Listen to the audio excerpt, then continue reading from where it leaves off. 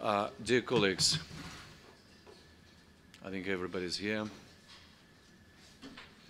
I think we can proceed with our work, and I'd like to move on to the next point of our agenda, and welcome Mr. Anton Kosyanenko, am I right, from SAI Russia, who will present a report on progress of two guidances that are under development now. So he will start with the guidance on audit of the use and development of key national indicators. So I hand over the floor to you. Thank you, Dmitry. Dear colleagues, first of all, I want to thank our Slovakian colleagues for their hospitality and for perfect organization of the event. And it is my pleasure today to present you the results of our work during the previous year on the two guidances. The first of them is the one, as Dmitry already said, is the one on the use and development of key national indicators. My presentation would be divided into three parts. At first, I will tell you about what we were doing during the previous year, what results we have achieved, and what is the current status of the project. Next, I will very quickly outline the key points of the exposure draft we have achieved and the current version of the draft that we have. And then I will speak a bit about the steps to be taken in future in order to ensure that the endorsement version is presented and endorsed at the INCOSAI in September this year. So let me begin. This project timeline was presented last year in Rome and approved by the group. And here you may see the representation of final execution of the timeline. We agreed that we need to produce first draft somewhere in the beginning of summer. Communicate it with the group and send it out to the FIPP for initial approval, which was actually done with little delay.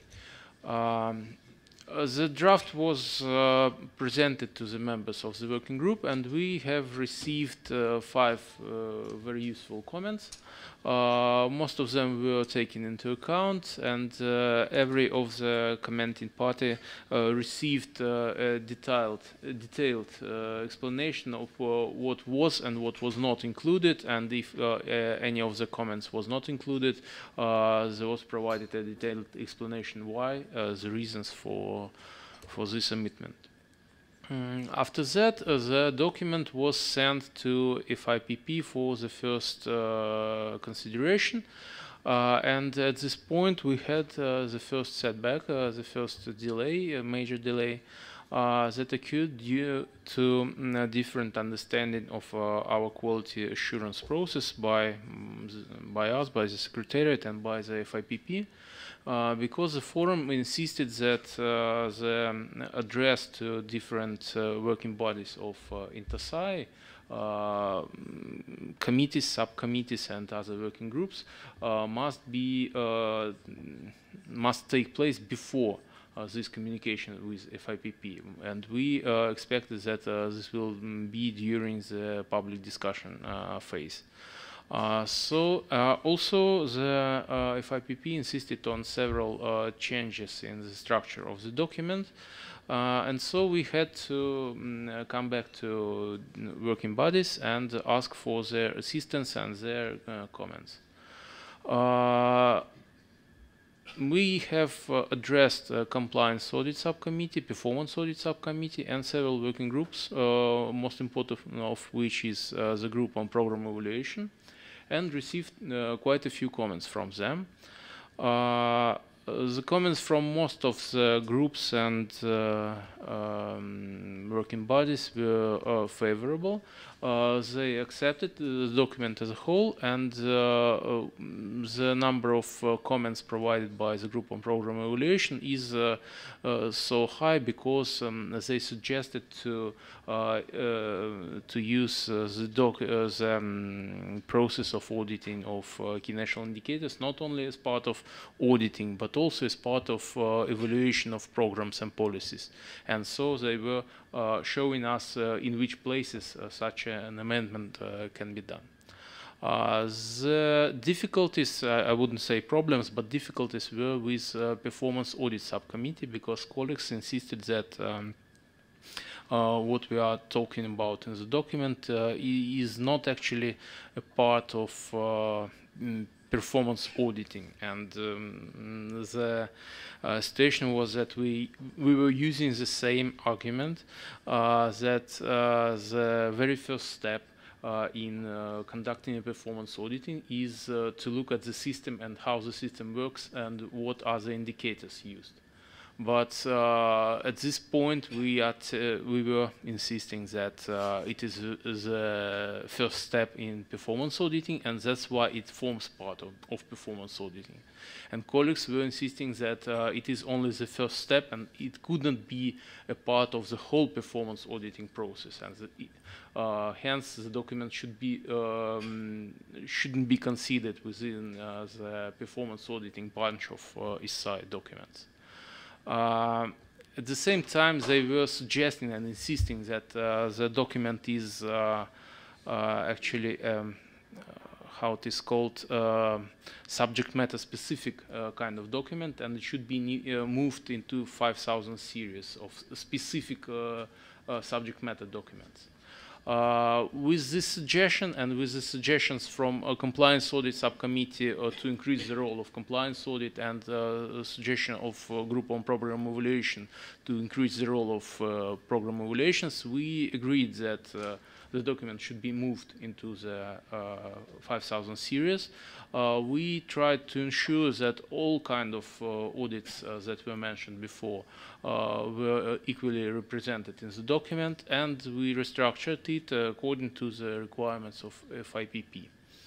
After that, the document was again set for approval in November 2018.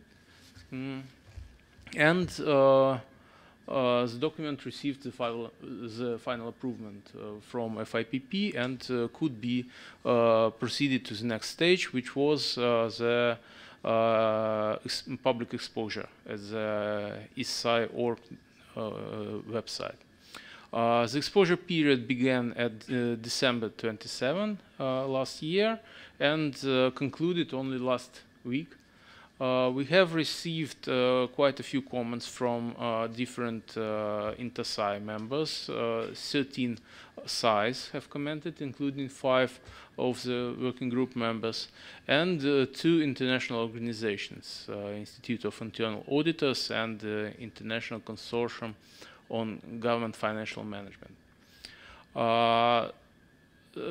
All of the comments are extremely interesting, and they would clearly work to improvement of the quality of the document.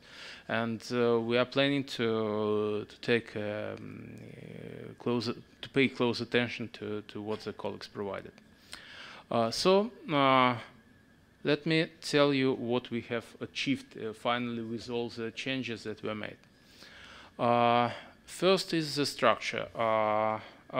Leaving out the sections dealing with the abbreviations and definitions, we have 6 major parts of the document, namely the very short introduction, the one about definition of key national indicators that we were talking on the previous meeting, objective of the document, its scope, central concepts, discussing the main principles and providing additional supplementary guidance for some of the principles outlined below, and the criteria that we suggest to use within the audit presented in form of maturity models. The document, as I already mentioned, is meant to very well fit into the existing INCOSAI framework. Of course, it builds on fundamental principles outlined in Lima and Mexico Declaration and INCOSAI 100 fundamental principles. It may be used as supplementary guide when an auditor is conducting performance or compliance audit, or if evaluation of public policies is conducted. At the same time, it may be used as additional guidance when conducting audit of, for example, preparedness to implementation of sustainable development goals, or conducting the audit of sustainable development in accordance with other INCOSAI standards. The definition of KNI, which we presented and proposed at the previous meeting, sounds like this. Sounds like a set of indicators used by the governments to set objectives, monitor programs, and evaluate goals attainment in any kind of government activities. And actually, this part of the document, well, apparently it received approvals by all the countries, because well, there were no comments and there were no recommendations in improving it. So we can think that this definition could be considered as accepted. The objective, while defining the objective of the document, we came back to the very beginning of this work on key national indicators, to the principal paper that was prepared by the SAI of United States for the Mexico Congress in 2008. And we repeated the 5 roles that the SAI may take in development and use of key national indicators, and specifically indicated that this guidance is meant to improve the SAI's performance in 3 last of the roles. That is to say, the assessment of processes used to develop and implement indicators, the audit of indicators themselves, their quality, their validity, reliability, etc., and the use of indicators to assess the actual performance of the government. The part that is dealing with central concepts, I'm simply providing here an example, is structured in the following way. It contains references to central concepts and to fundamental principles of the auditing that are outlined in INCOSAI 300 and INCOSAI 400, that is fundamental principles for performance and compliance auditing. And if there is any additional information, any additional guidance on these principles, we provide short or not so short position on how to better understand these principles in application to KNI. In particular, we dealt with the principles of independence. With let me go back and show it here. Intended users and responsible parties, the subject matter, the audit objective, the audit approach, audit criteria, and skills. We explicitly outlined that all the other principles that were mentioned in the fundamental principle standards need also be followed and applied. But those principles are very generic, and we do not see any need to provide any additional guidance because there is actually not much specific about, for example, materiality and risks when we are talking about key national indicators. Questions about materiality are perfectly covered at this level of aggregation in INCOSAI 300, for example, and INCOSAI 3000.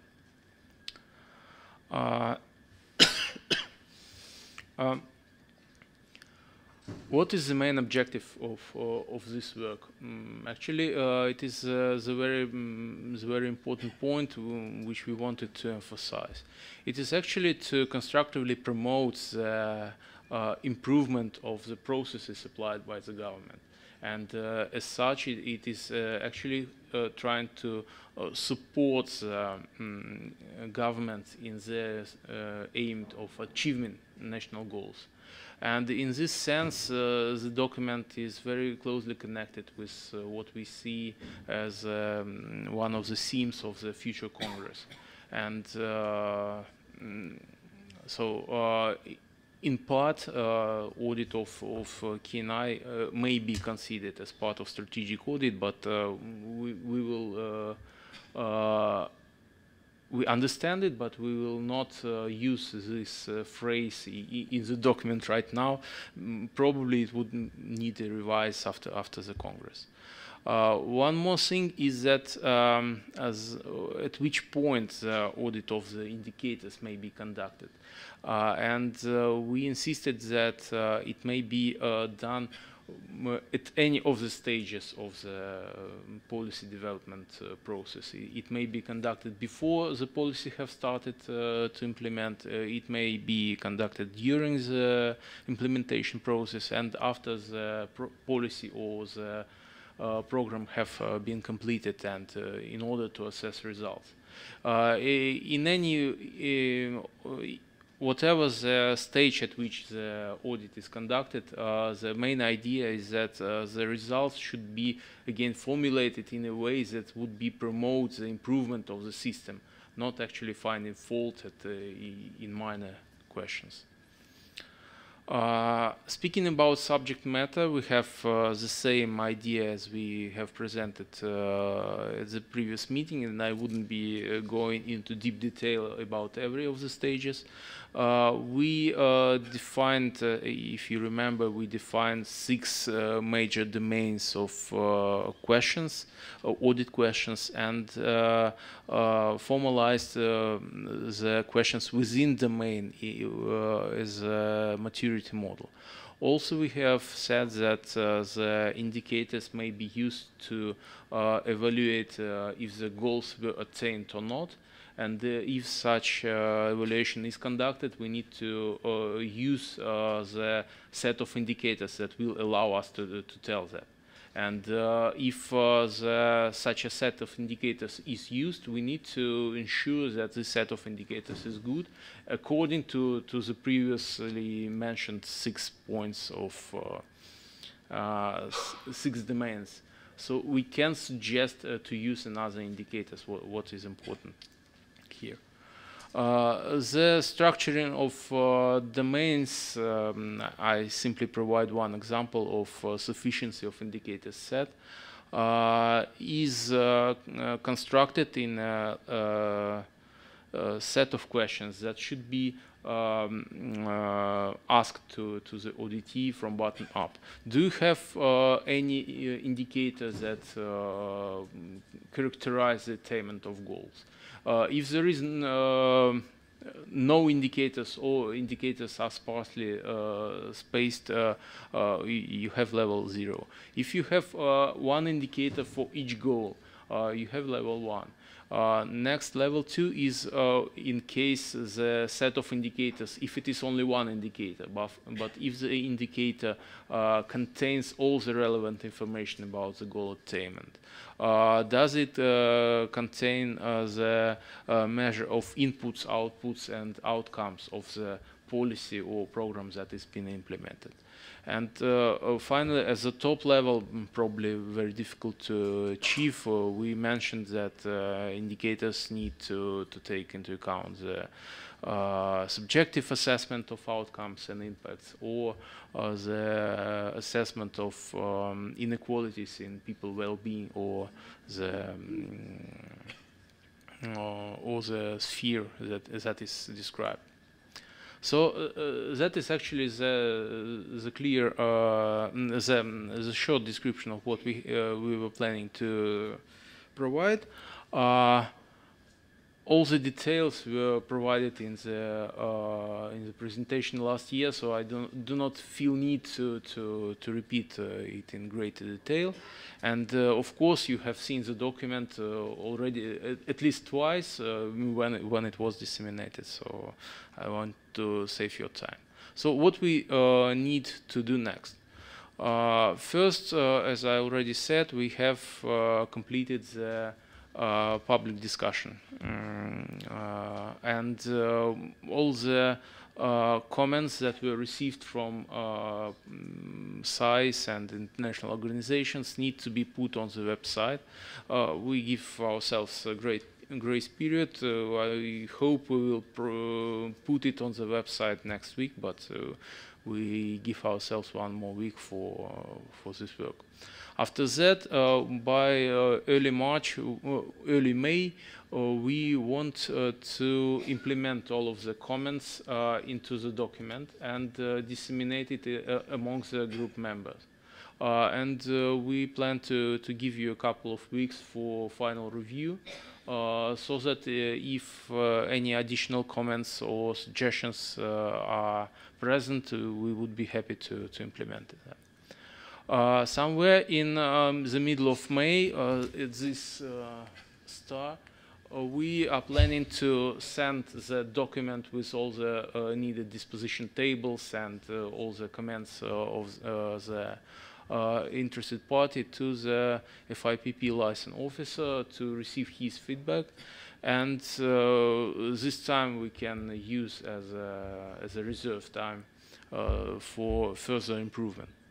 On June 25th to June 28th, the final FIPP meeting before the Congress must be held. So taking into account the FIPP procedures, by the 1st June, we must send the document to the Knowledge Sharing Committee so that they would transfer it to the FIPP. And at this, somewhere at this point, we suggest to begin the translation process of the document, not waiting for the final approval of FIPP, as we want to have more time for completion of the translations. And we are right now in the process of arranging as good a translation as possible, because well, we understand that it may be a problem, and that a poor translation can kill all the work done. And we will try to find a good team that will translate it into all of the INTOSAI working languages.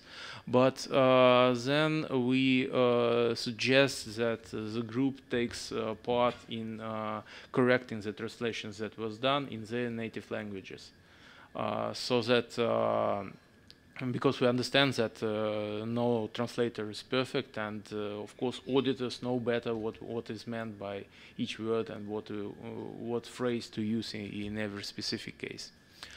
So approximately by the time of the FIPP meeting, we expect the translation, the draft translation, to be available. It is here. After that, we give ourselves a couple of weeks to take into account the feedback, if any, from FIPP, and we will insert and take into account these comments from FIPP and make a correction of English version of the document and disseminate it among the group members who are correcting the translation, so that the group members would be able to improve and to implement these changes into the translated versions. And by early August, on August 5th, it must be put on INCOSAI.org. Just a second. Here, this one, and and by August 9, it would be forwarded to Knowledge Sharing Committee as a part of preparation for the Congress. So, if we follow this timeline, we will be everything will be well in hand, and the document will be available at the Congress. What risks we have at this process? I would name only two, one of them being a very strict quality assurance process that we ourselves suggested to follow. And it includes quite a few steps. Most of them were already done, but there are two of them that are still in process. One is technical advice and expertise from leading international organizations. And as Dmitry already said, we are in discussions with OECD on how to continue this work, and we expect to receive their expert opinion on the document, and we expect to show the document to them. And the question is, maybe we need to show it to other organizations, for example, like International Monetary Fund or World Bank, because they are also working in similar fields. And here we wanted your feedback or suggestions on how this contact could be done. And the second question is the application of the draft guidance in kind of pilot audits, or maybe understanding of the applicability of the document with specific infrastructure content of different size. From our point of view, I can say that we have already conducted several audits that are using the main ideas. Of course, we didn't structure our results in form of maturity models, but we were thinking about them and thinking about these questions when we were conducting the audit of the budget for this year, 2019, in the end of the previous year. We were, for example, just in the coffee break, we were speaking with Zaur because Azerbaijan also stated that they have conducted something very similar. And probably it would be very helpful if any of the group members could provide a short description of whether some approaches that were put into the document were used in the auditing context, or if the approaches are applicable, so that we could inform the FIPP about if not the successful use in pilots, but at least about the clear understanding that such piloting is possible. And the second question is, just a second. And the second question is, of course, a translation, because we have 5 languages, and we need to understand that the document would be translated and would be corrected, and all the versions would be of equally high quality, and so we would need help of all the group members in this field. So. That's it. Thank you very much, and I would be glad to answer your questions. Thank you, and really your questions are very highly appreciated. Yeah, Elizabeth. Thank you very much, Anton, for this presentation. I would like to congratulate you and the Secretariat for this really valuable work. As I mentioned in my comment, I appreciate very much your system. which helps the SAIs to structure their questions in in auditing the use and development of key national indicators. And I was inspired by your presentation because first I will try to get one of our audits on board on this project. We are now planning every year to audit one SDG and to do an audit on this SDG, and I will contact my colleague and offer him this framework to get used. And that leads to my second comment. I'm looking a bit in the future. I hope that this group will continue and we have exchanges on this implementation of the framework. I would be very interested. And another point you mentioned on the one slide, the one is the criteria structure for the use and development of the indicators, and the other one was the progress measurement. This, you know what I mean. And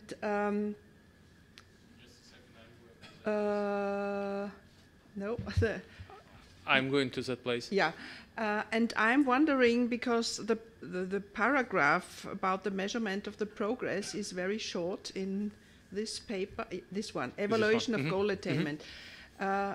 If this might be something we work or continue work in the future, I don't know, but I think this would be an interesting point. Thank you. Thank you very much. One of the questions I will try to answer. One of the questions that was several times repeated by the different SAIs was that at some point people want to have examples of everything we are talking about, because the document is very general. And actually, if the previous document that we have made was well, in half consisting of the examples, this document does not consist anything, and it was made on purpose because we want to make it as short as possible and as concise as possible, and to ensure that the examples are not out of date. And that's why we thought that the function of providing examples should be done with an external informational system. We at some point we thought that it may be the knowledge base on KNI that was launched. Probably it may be the BIP that colleague were presenting at, or any other actually system where the information about the results of the audit are conducted, and we need to simply have a specific text so that this information that this question is dealing with KNI or audit of KNI is present, and that such information would be readily available. So yes, I understand and completely agree with you that we need to continue the work, to share experience, and actually it is a question of implementation now. It would be if everything goes well and Congress adopts it. And the role of such instruments as knowledge base or BIP would be very important in future. Regarding the evaluations of goals, yes, the section was very short, and again it was short on purpose because we were not going to discuss how to conduct such evaluations, but only to mention that indicators also play a very important role in this process, and to emphasize that if such an evaluation is conducted, the indicators used in it should be good. or as good as possible, and to state it explicitly. And the question of how it should be done and in form it should be done, it is actually what we are understanding as the future of our group. So yes, again, I completely agree. And the format and the naming of this activity is under discussion, but yes, it must be present, yes.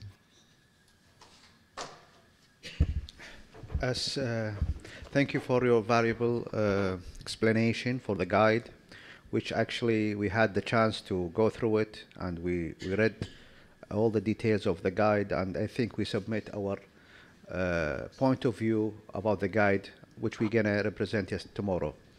In regard of the guide, and you've talked about evaluating the policies and the procedure and the goals of the government.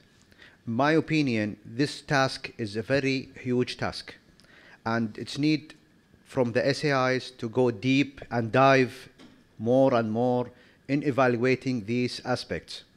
Are we ready as SAIs to do this task, to evaluate the policy, which is the government body responsibility, of course? So I don't know if we are aware as SAIs members here gathered that this task needs a huge effort to evaluate. Do we have the resources to do such a task? This is my question. Thank you very much for your question. It is yes, it is one of the important points that actually would be under very specific discussion during the Congress, because this problem goes not only to the evaluation of national indicators, but actually to any kind of work when the SAIs are questioned about the attainment of national goals. The situation is, as I understand it, the situation is that many of the SAIs have achieved a very important role in their countries because they provide well, a detailed and trustworthy information about what is going on with countries' budgets.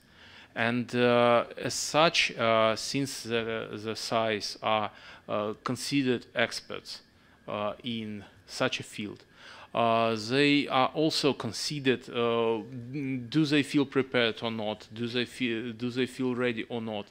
They are also considered experts in many other adjacent fields, including the field of the policies to implement or decisions to be taken or national goals to be followed and to try to be achieved. And the key idea is that the SAIs would be asked these questions. Are we going in the right direction? Are we doing the things right, the correct things, etc.? And actually, that's why we need to try to answer them, and we are trying to help to answer them. The resources problem is very important, of course, but actually this problem needs to be solved. So thank you very much. Let me comment just, no, I'm sorry, Chris. That's, it's a problem of resources and tools. It's a question we will discuss, I think, during the Congress, because all these questions about indicators, SDGs, and performance auditing and strategic auditing, it's about having limited resources, and we need highly skilled staff. To produce all these things, and of course we now we see the lack of methodology and toolkits and poorly and bad quality of data. So there are a lot of problems about this, and of course we need to be prepared to all these challenges, and we need to think over how to solve all these problems. So yeah, this is a question. Yeah, you're right. If you allow me, I think we need to set a definite borders between our responsibility as SAIs and the others' responsibility. I believe that evaluating the policies, goals, is the job of the parliaments. Especially for the democratic countries, they have the role to evaluate the policies and the procedure, and they have the responsibility to question the government about the roles, about the policies and the procedure. We should do the compliance test. We should do the compliance test to make sure that these goals and procedure, which is agreed between the government's body and the parliament, is being implemented. So it's very important to set these borders so the things will not mix up understanding, and this is for the sake to reach our objective from designing and preparing this guide. Yeah, and I think this is the first step to conduct a compliance auditing, because the performance auditing is a very tough thing. And it is discussed whether we need to, or whether we can have more responsibilities or another mandate to conduct such a kind of audit, because this is a question, and I will discuss it or a bit later when I will present the document on theme 2. Because it's the dilemma of independence and being relevant. So it's a very important question. Yeah, Chris. Here we go. First, thank you, Anton, and congratulations on kind of shepherding it through and your leadership in getting it to this level. And I think also congratulations to everyone in the working group that has made contributions over now a few years to get us to this point. And people ought to collectively step back and feel real good about that, because we're in a very good place. My question, and feel free obviously to kick it to Dmitry when he talks about the preparations for the Congress, is you said the relationship between the KNI and then your notion of strategic audit, the Russian Federation's notion of strategic audit, that is in the theme 2 paper. And clearly, as we're going to begin to start thinking about evaluation of goals attainment, and this is Elizabeth's great point, we need to start thinking about things like, as you talk about strategic audit, whole of government, policy coherence, inclusion, involvement of civil society, and civic engagement into governmental operations. How do you see KNI, or the working group, both in this paper and more importantly, perhaps going forward, relating to what the concept of strategic audit? And again, if that's coming up as a later agenda item, I'll be happy to wait until it's discussed then. I understand this story as everything that is on this slide is already the description of the strategic audit. It is only conducted through the lens of KNI, because we are the group was on this question, and the document is on the audit of KNI. So it is a story described by the language of indicators. But if you look at it, it is still about what is the framework that is used to establish. Actually, it is policies, programs, and everything else, and in particular indicators in them. Or are these policies coherent between themselves, and that is a whole government approach, and etc., etc. And as I understand it, most of the issues of strategic audit are already mentioned here, but they are mentioned in this specific case, and to some extent very limited way, because they are everything that was not explicitly dealing with the indicators was omitted from the document and from the discussion. We some of these issues we already understand pretty well. Some of them we are only trying to start working on, and actually it is the place where we suggest the group to proceed its work and to try to think about all of these questions. Maybe something would be added in terms of what size could do in order to help governments to achieve the goals they set. And actually, it is what we suggest to discuss in the Congress, and actually it is what we suggest to focus the group on. And here I kick it to Dmitry, as you said. Yeah, I think I will tell a bit about all these questions in my presentation, but first about macroeconomic issues. Yeah. It was also a very interesting question for me. I think that the question was that if we are able to find evaluation system for all policies in international level.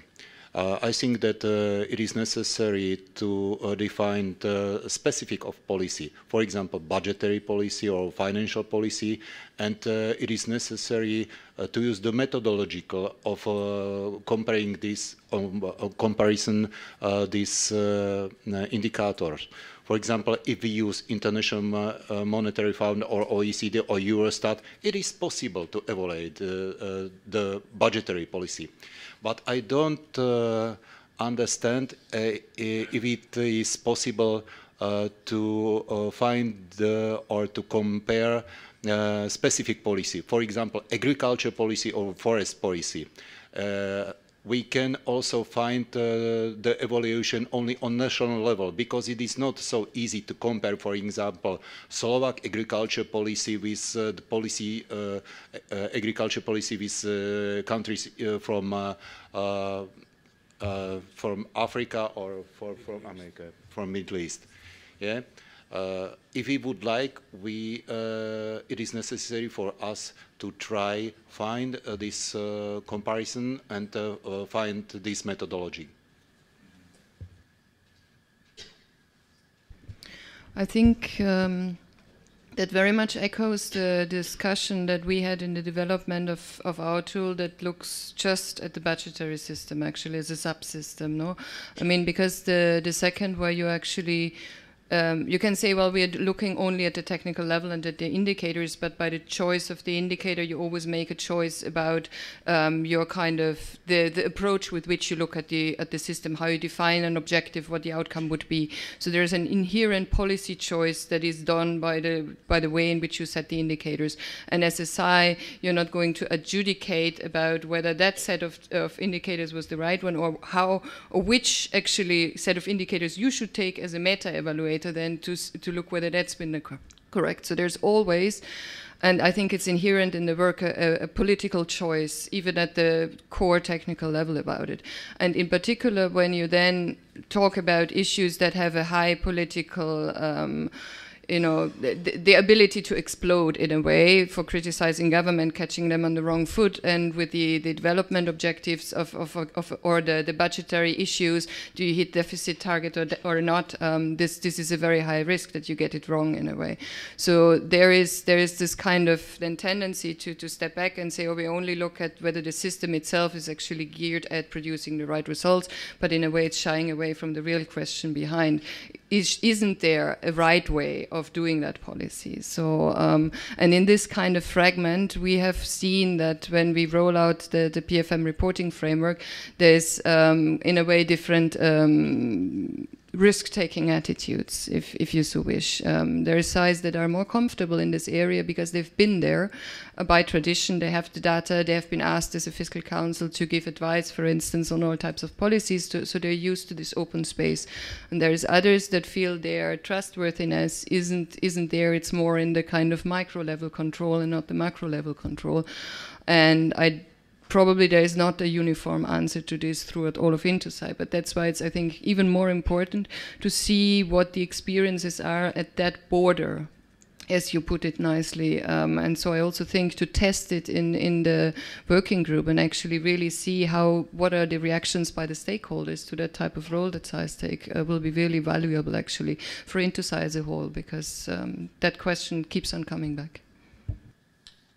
Thank you very much, and actually I will provide a small comment, because we were several times asked about the independence and why do we pay so much attention to it while drafting the document. And well, it was already written in the Congress in the Mexican Congress, and it's echoed in other group documents. Why do you come back to this question once again?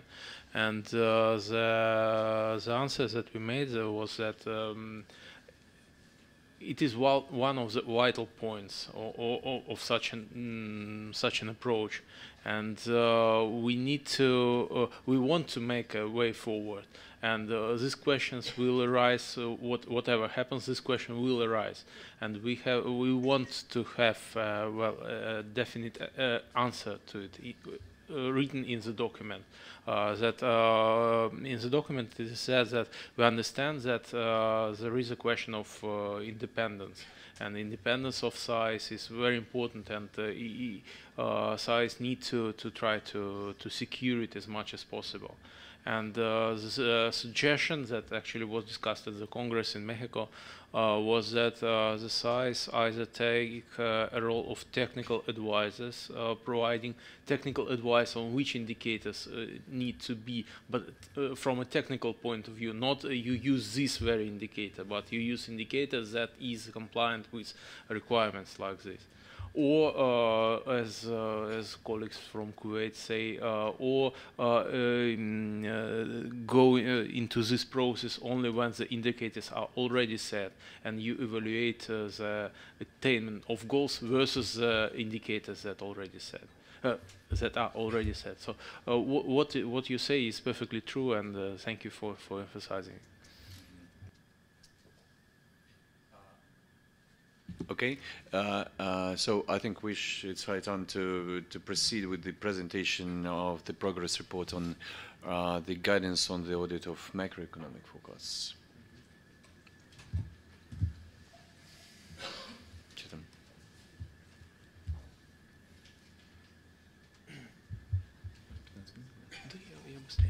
The second presentation would be much faster because, well, it would be clearly understood why. When we were presenting the approaches to the guidance previous time, colleagues have emphasized the risks that we will have delays in development, and actually the risk materialized, and we spent most of the time that we wanted to use on this guidance redoing the work on the guidance on K&I and redoing the work on the Theme 2 paper. So we have major delays, and actually one of the main points of the presentation is that we suggest to make a change in the schedule of the document. But first I will make a very short repeat of what we have agreed to do and what we want to receive, and probably some new developments in this sphere. So the project was intended to provide assistance to SAIs in assessment of reliability and soundness of macroeconomic forecasts. And such forecasts, as we all know, are widely used as a first step of the budgetary process, where the budget is based on macroeconomic projections. But on the other hand, several members emphasized it that such forecasts may be used in different other settings. For example, when a specific policy is developed, a kind of forecast of some specific indicators may be used. And such forecast may also be considered on its reliability, on its coherence with macroeconomic forecasts made for the country as a whole, etc. And as a whole, it is also a process that is intended to help the government to achieve its goals. On the other hand, looking at from different perspective, we understand that it may be using the principles of different documents that already exist in INTOSAI, in this SAI framework, and apparently we need to add compliance audit because some of the questions may be formalized and may be conducted in form of compliance audit. That is the news from what we have suggested earlier. Yeah, some of the causes why the forecast may be may be considered as unreliable. It may be because the methods used to produce it are not appropriate or contain assumptions that are not fulfilled in the field. It may be inconsistent with policies or using some different assumptions from what is already done by the government. Or it may contain an upward bias due to political pressure or wishful thinking by the policymaker. What we realized during the process of development is that this document is very much in line with what is suggested to discuss during the Congress. And one of the sub-themes of the Congress is named as foresight and analytics in size. And we have received quite a few interesting comments from while drafting the documents for the Congress, and expect a very useful and instructive discussion during the Congress. And this is one of the reasons that we want to take this feedback into account while drafting this document. Another important, there are two words written here.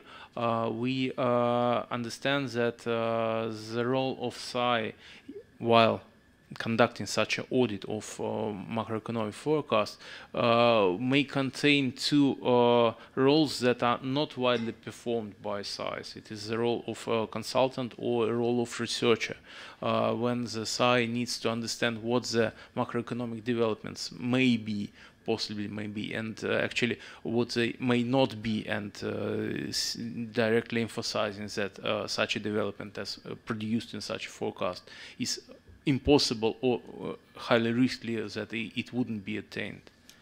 And here we have a question of what can SAI do with macroeconomic forecast.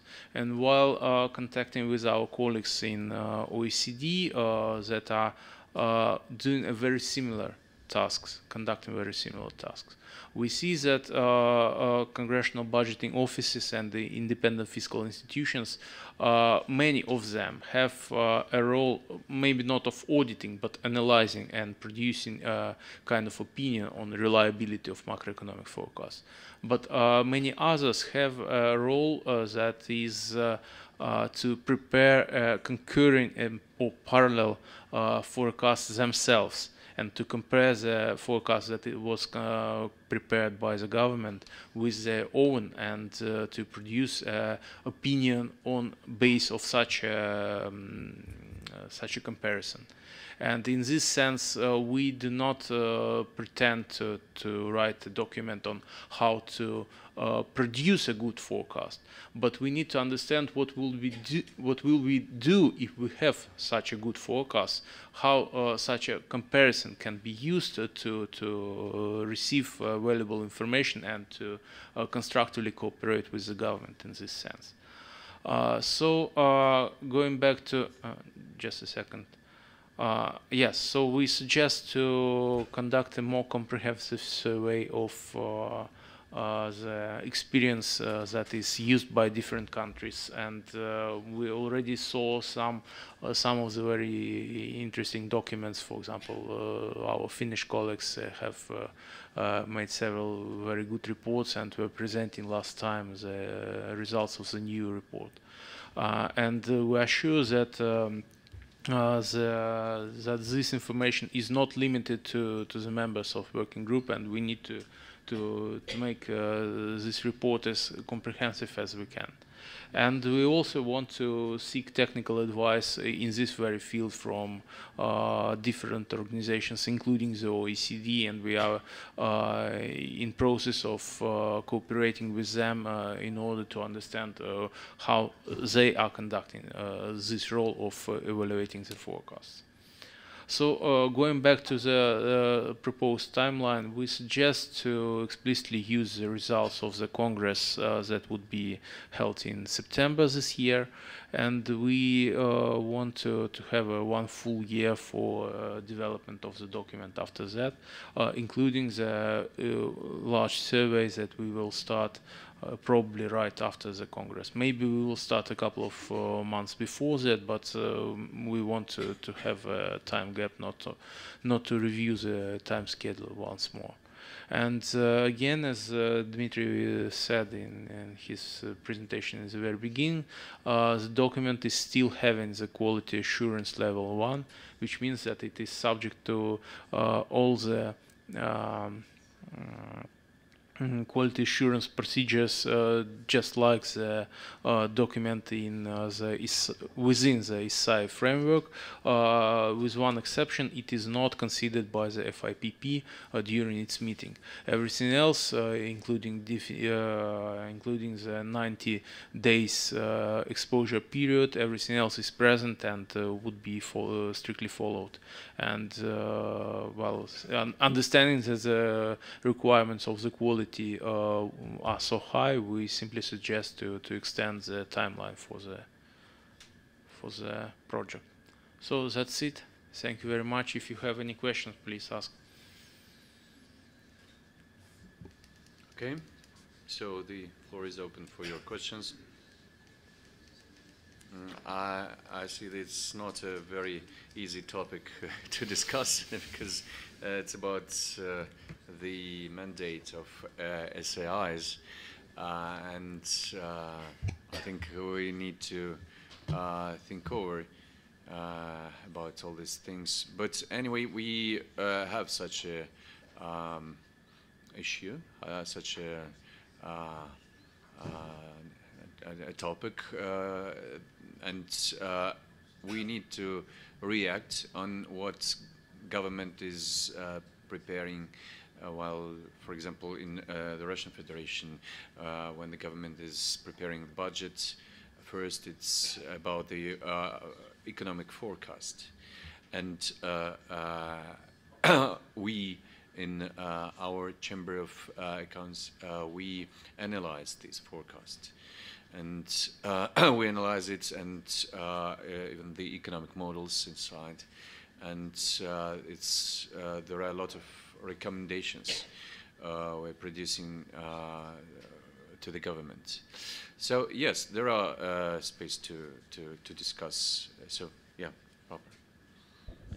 No, I think generally there is no doubt about the relevance of the topic, because you do start looking at the budget with, you have to assess the credibility of the budget as a starting point. And without a kind of good quality forecast, there is no credible budget. And so also in the SDGs, that's acknowledged, because under the 16.4, the effective institutions, the one PEFA indicator that actually is used is about the credibility of the budget, the match between the forecast and the actual executed. And actually there is, if you look at OBI again, to mention that, they have put up a project now, it's called ABC, Achieving Budgetary Credibility. And that's just actually started, but there is a couple of papers that look in particularly into the question to what extent governments worldwide achieve credible budgets, and they look at the BEFA data for that, and that varies obviously between the regions. But the one thing that's core is to say on an aggregate level, usually countries are very good, but if you look at the sectoral level, that is very, very bad, and revenue is even worse than for the expenditure side. So as a core message, governments worldwide are far from achieving budget credibility. And with that, obviously, the budget document as such becomes more a policy, a wishful thinking part than an actually guide to implement the policies that you want to do. So as a point in itself, it's a very important issue. Now the question is, who should be looking at it, and what do you need in order to be able to assess the quality? And you mentioned the independent financial institutions institutions. But they are actually also, I think, apart from OECD, also IMF, they have a database. They updated it last time 2017, but I think they're doing that again to see actually what exactly the mandate and the scope is. And there is a couple of the independent financial institutions that became part of the Supreme Audit institutions. Some countries have put them outside again, but some actually, and I think Lithuania is an example where the Fiscal Council is part of the Supreme Audit institutions. Others have put it in the central bank, and for others, again, it's an independent institution. But again, the question is, do you need a Chinese wall between the audit part and the kind of analytical part? Probably yes. So what do you do if you accept the forecast and then you criticize it later on through an audit? So you get all these type of questions. So there is a lot of difficult things, but to say it is, I think it's a topic that really is worth digging in a bit deeper, because again, it's at the border that you need. So, but we can talk later also about who could be as an expert assisting in that question. Thank you very much. And actually, I wanted to make 2 points regarding your comments. One is about the position on the border, and it is a very point, and it was one of the reasons why we suggested that this document is a document of the working group, not the document within the INCOSAI, because of the institutional differences and because of the difficulties in in taking into account all these institutional differences. Because in the document we wanted to be more specifically talking about the technical issues of how to look at the forecast, not at the institutional questions. And on the other hand, when we got deeper into the question of such institutional issues, we understood that this problem is much more far-reaching than only the work with forecasts.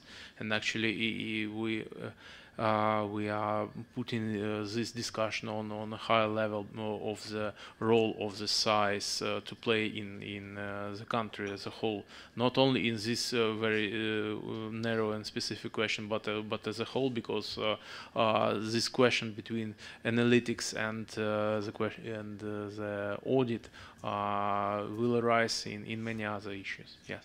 So thank you. Yes. I think it's, yeah. Yes.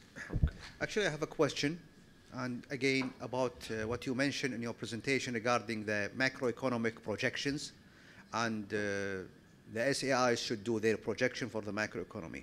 Considering the roles of the SAIs and the different roles within the countries, I understand there is different roles, for example, for the Kuwaiti roles or any countries.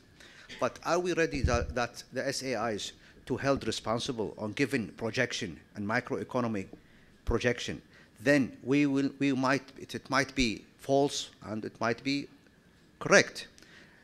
So we are facing the public. Are we ready to be responsible in front of the public to give projections on the macro? While I think, and I'm emphasizing on the role of the government. So we are interfering within the role. Giving projection and evaluating the projection of the macroeconomics, I think it's a very critical issue. Yeah, it is a very good point. Thank you very much. But actually, what we were talking about is that there are quite a few institutions that are reviewing the forecast, and actually, again, this document was meant for. Probably not only for the Supreme Audit institutions, but for any other institutions that is conducting such a review or understanding of reliability of a forecast. And many of them, due to their mandate, do have responsibility for producing a forecast. And in this sense, the question that we wanted to ask and to raise and to understand is what, from a technical point of view, what should be done if you have your own forecast compared to a forecast produced by other vendor, and what would be the actions that could be done on this comparison of two independently conducted forecasts. What you say about the, yes, apparently the size as they are right now are not able to take this responsibility for producing the forecast. But again, what Barbara was just telling is that there are quite a few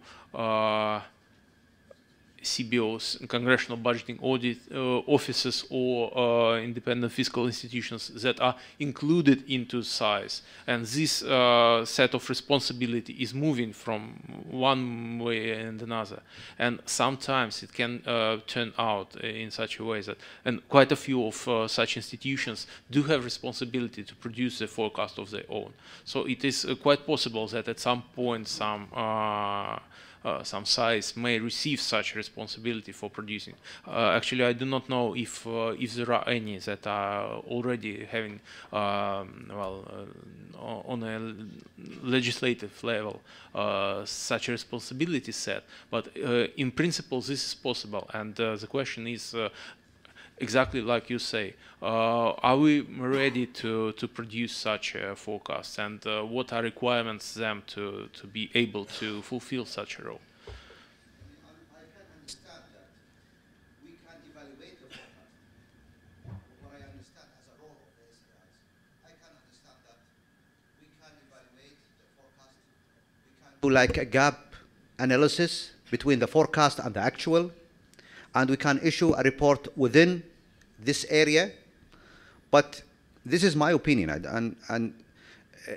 but getting into doing the forecast, I think this, politically wise, this will hold the SAIs responsible, because mostly the parliament is questioning the government, so we are reporting to the parliament, and where there is a committees which is they are interested in the reports of the SAIs. So we will be questioned by the public that you did your own forecast and you emphasize it to the government and they stick with it, but in the end it was false, maybe. So that's why we don't want to be responsible. But this, again, this is the role, depend on the role of each SAIs within the country and their legislation and their constitution. Yeah. Okay, maybe there's some comments, some additional information. The main elements, the main way, not only audit of reliability, this is the main way, main element, disclosure fiscal risks.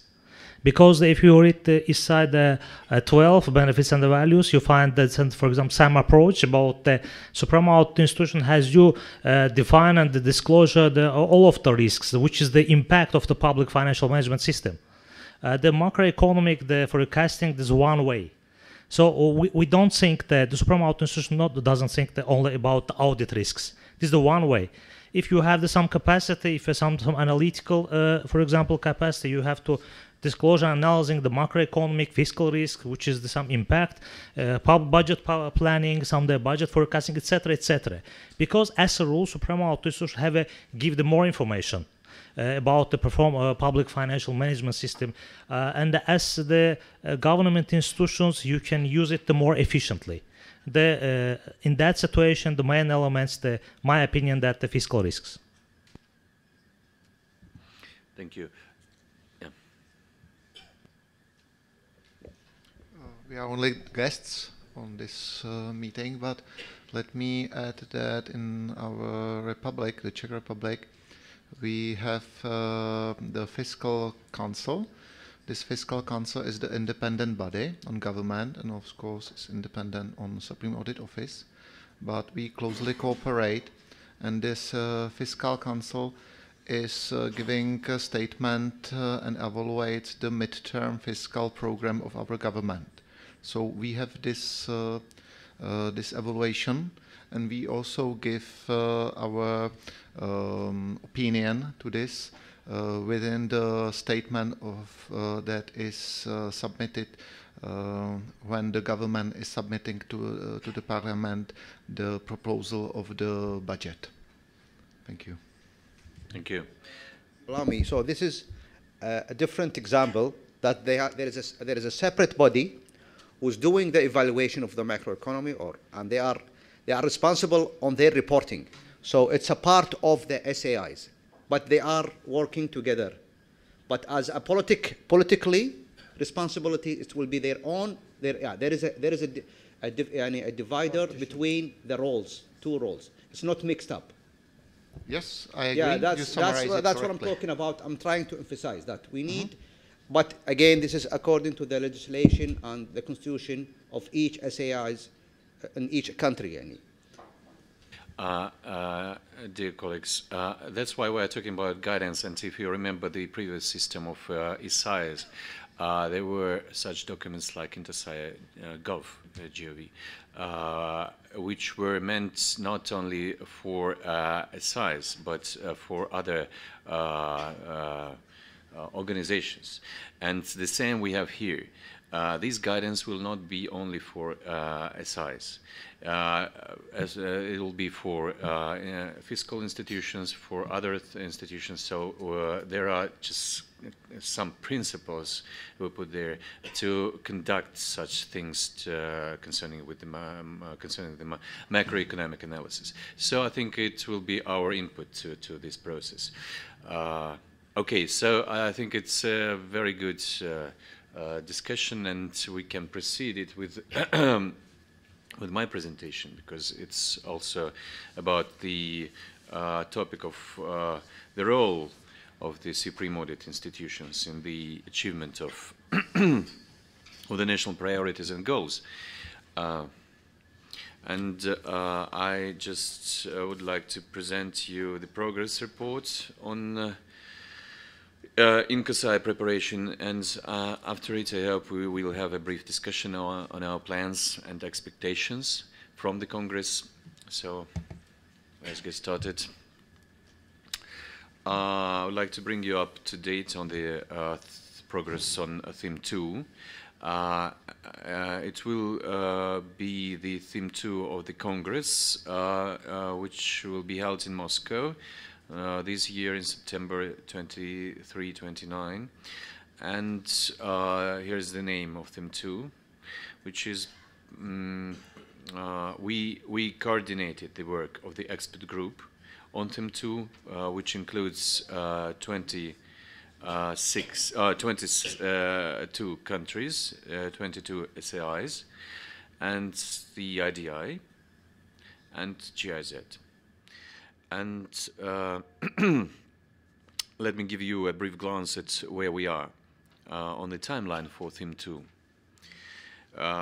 We developed the principal paper, posted at the official INCOSAI 2019 website, and collected feedback to proceed further with the preparation. So the discussion of theme 2 is to help us find new ways of increasing the value and benefits of SIs and global public policy changes. Among those changes, the greatest implications for the SI's operating environment are produced by, first, adopting of United Nations SDGs by all countries, which implies the need for governments to achieve these goals while aligning and coordinating them with national priorities.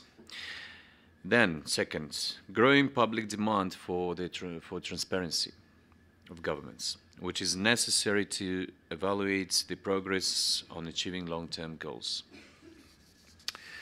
Then, of course, data revolution, which produce enormous opportunities, but on the other hand, creates technological and capacity building challenges. And as a matter of reaction to these trends, INTOSAI develops new pronouncement under FIPP, designed to improve the quality of SI's work, but at the same time requiring SIs to rethink and reinvent their role in the government's accountability process. So in order to take advantage of the emerging opportunities and meet new challenges, we, SIs, have to actively incorporate new approaches in their activities. And we put together most of these approaches and discuss them in the principal paper on theme 2. First of all, SIs need to be more proactive. That means placing greater emphasis not on criticizing what was done, but rather on what will be done and how to do it effectively.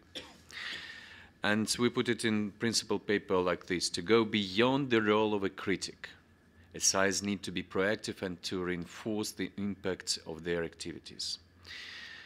Then we need, so accomplishing this task also requires a whole of government approach that will ensure public policy coherence.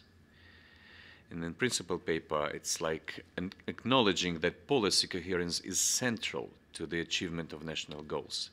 SIs need to assess coordination across different levels of government to evaluate positive or negative synergies between public programs, policies, plans, strategies, identify policy interactions, spillovers, unintended effects, and conflicts.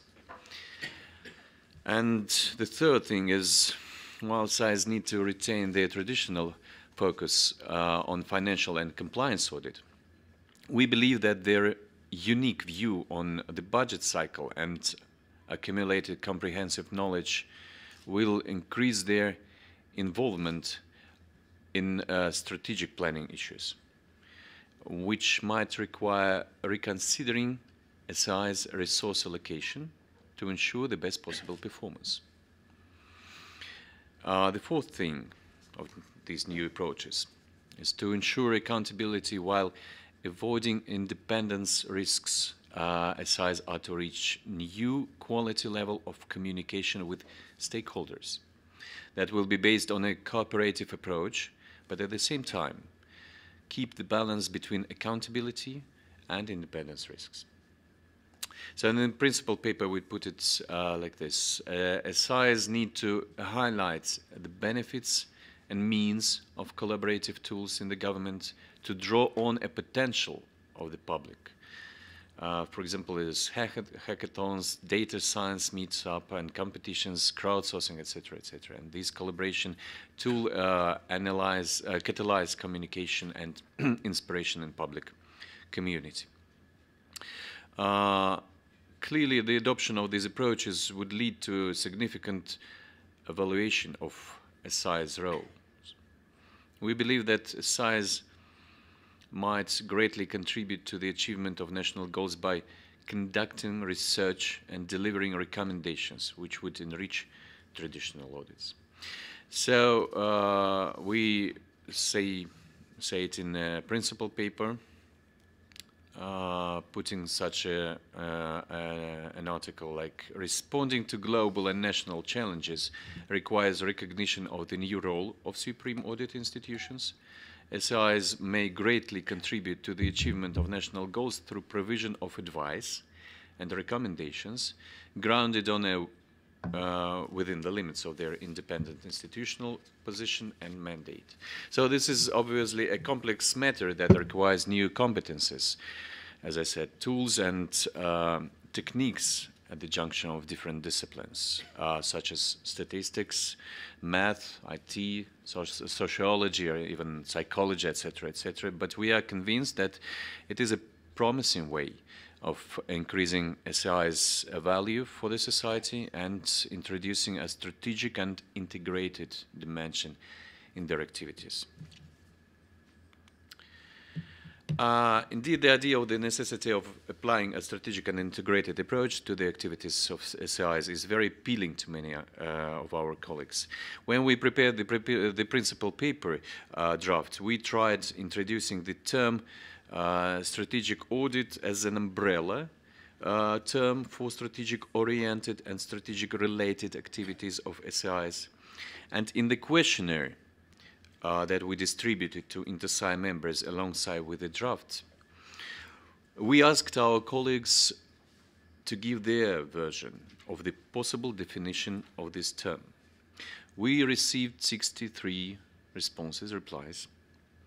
An overwhelming majority of respondents, 57 to be exact, agreed that strategic audit is a promising concept and proposed their approaches of how to define or characterize it. So when we started to analyze the answers in detail, it turned out to be that most SIs see strategic audits as a subject matter issue. Just a brief comment. In some cases, the information in the same reply corresponded to different patterns presented in the slide, so there is no mistake in figures. This means, I mean subject matter, this means that generally speaking, that strategic audit might refer to the activities of SIs that are related to wide scope strategic planning on core nationwide issues of particular importance. It's not really a new idea. This is more or less what the majority of SIs has already been doing for some time. In addition, it would be very difficult to come to a common definition basing on this approach, because the wording and the specific subject areas may vary from SI and to SI, as you will see on the visualization on the next slide. Some replies defined strategic audit as an approach that integrates cross-subject tools, relies on a whole of government, cross-sectoral perspective, and implies greater stakeholder engagement. But what we consider to be the most interesting finding is that in the replies we had quite a few references related to the third pattern demonstrated in this slide.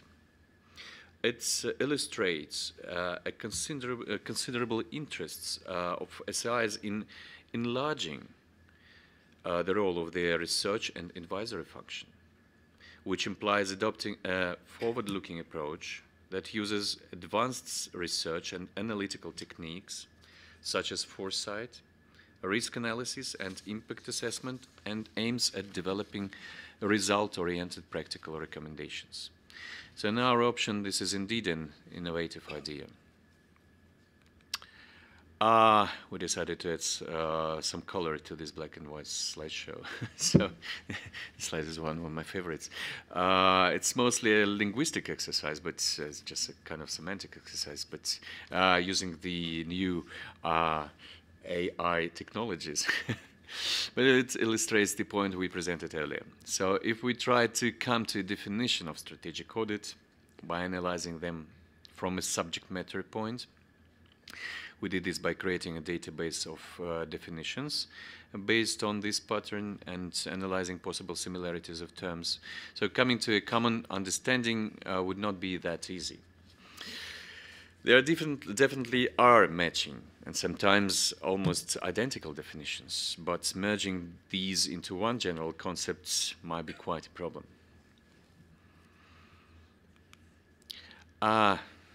When we started to dig deeper into the answers, we made a more promising yet rather unexpected finding that can lay the foundations for defining the strategic role to be played by SIs. So we have a couple of questions in the questionnaire with the principal paper. First, in the broad sense, the first question was,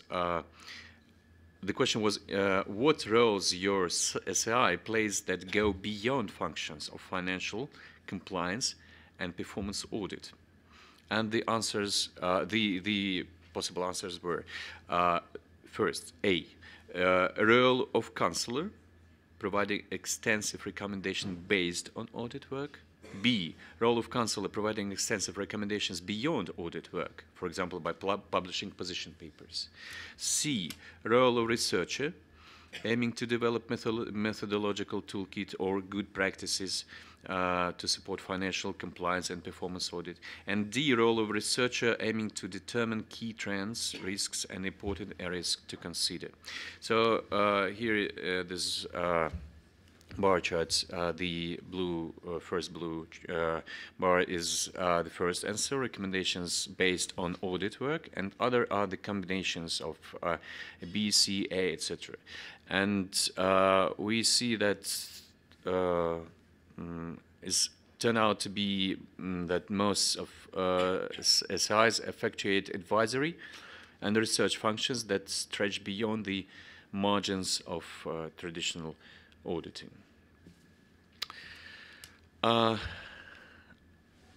This point was supported by our colleagues' replies concerning skills they consider to be important in the modern SI's activities. SIs expect to bring up auditors of the future, staff within SIs who can deal with the challenges of the future, familiar with data analytic tools, risk evaluation techniques, visualization technologies, and advanced communication strategies, possessing systemic thinking and thus being able to assess policy coherence, etc., etc. In other words, we are witnessing a gradual demand for enriching purely auditing skills with advisory competences.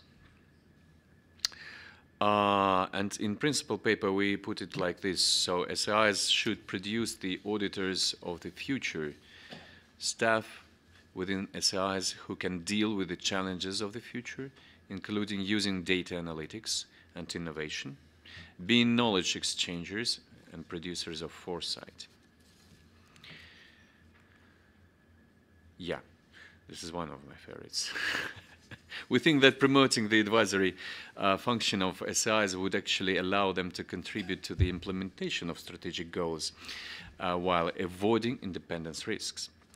We cannot force governments, but through delivering credible recommendations based on high-quality research and exemplified by best practices, we can nudge them to perform more efficiently. So here is the picture of nudging, big mother elephant nudging the baby. But we decided not to put it like this because we are not bigger than the government. Maybe this the second picture is better because we are just like a tugboat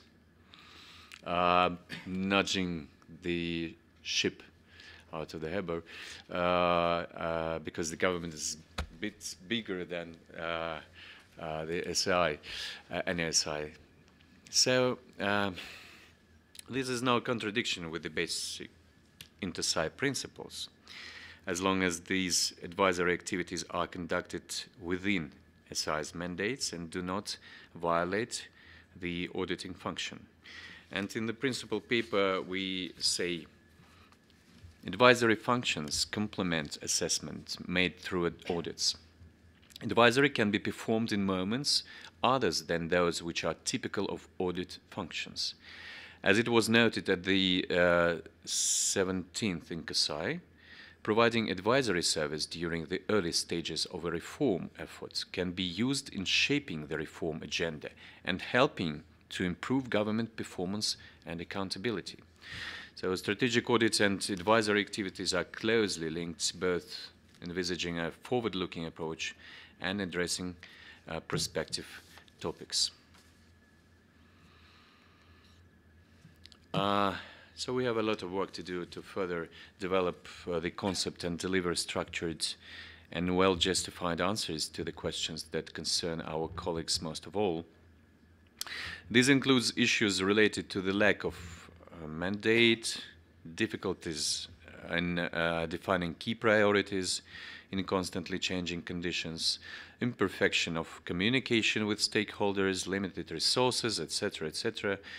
We are to discuss these issues at the Congress, share best practices, and try to arrive to a common understanding of future directions for SIs. We believe that the discussion paper that we are currently developing will be a truly innovative document and lay the foundation for a very interesting debate. I just want to draw your attention on this slide on key problems, key topics. Again, it's about the dilemma, what we already discussed, of being relevant and independent. It's really a very interesting question because, for example, about the macroeconomic forecasting.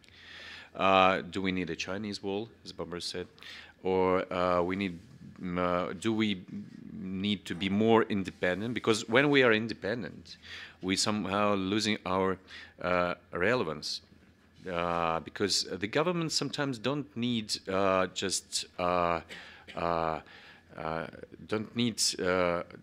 don't want to see these red flags of what they are doing wrong, because sometimes they need kind of recommendations, because we are professional in our approach, and we can produce these recommendations. But the question is, who is in charge of implementing these recommendations? I think this is the Chinese wall, because we recommend, and this is the responsibility of the government to implement these recommendations. They can use other approaches. For example, as we see it in macroeconomic forecasts and modeling. There are a lot of models. Our opinion will be just one of many opinions they can have in the government. So this is their responsibility of taking these recommendations into account. And I think this is the main decision or approach to this dilemma of relevance and independence. And of course, to be more relevant and supportive, we need to have we need to have a highly skilled staff, and we need a methodology, as I already said, and of course a good data and quality of data. And all these questions, all these key topics we found in the responses to the questionnaire we had with the principal paper draft. And we asked the expectations. What are the expectations of SIs from the Congress concerning this theme 2? And you see here that, of course, again, it's about best practice sharing. It's about common understanding of the term of strategic audits, and of course, it's about finding possible solutions and just a live discussion of these topics. Because sometimes we don't have time at the Congress to discuss all these issues, and I think it's high time to make the Congress in Moscow just the place where we can discuss it in an open way, and to make some really good inputs to the documents as the result of the Congress. So I thank you very much for your attention, and we are glad to invite you to join the discussion at the Congress. And now we can discuss all these issues as well. So please, questions and your opinions on these things.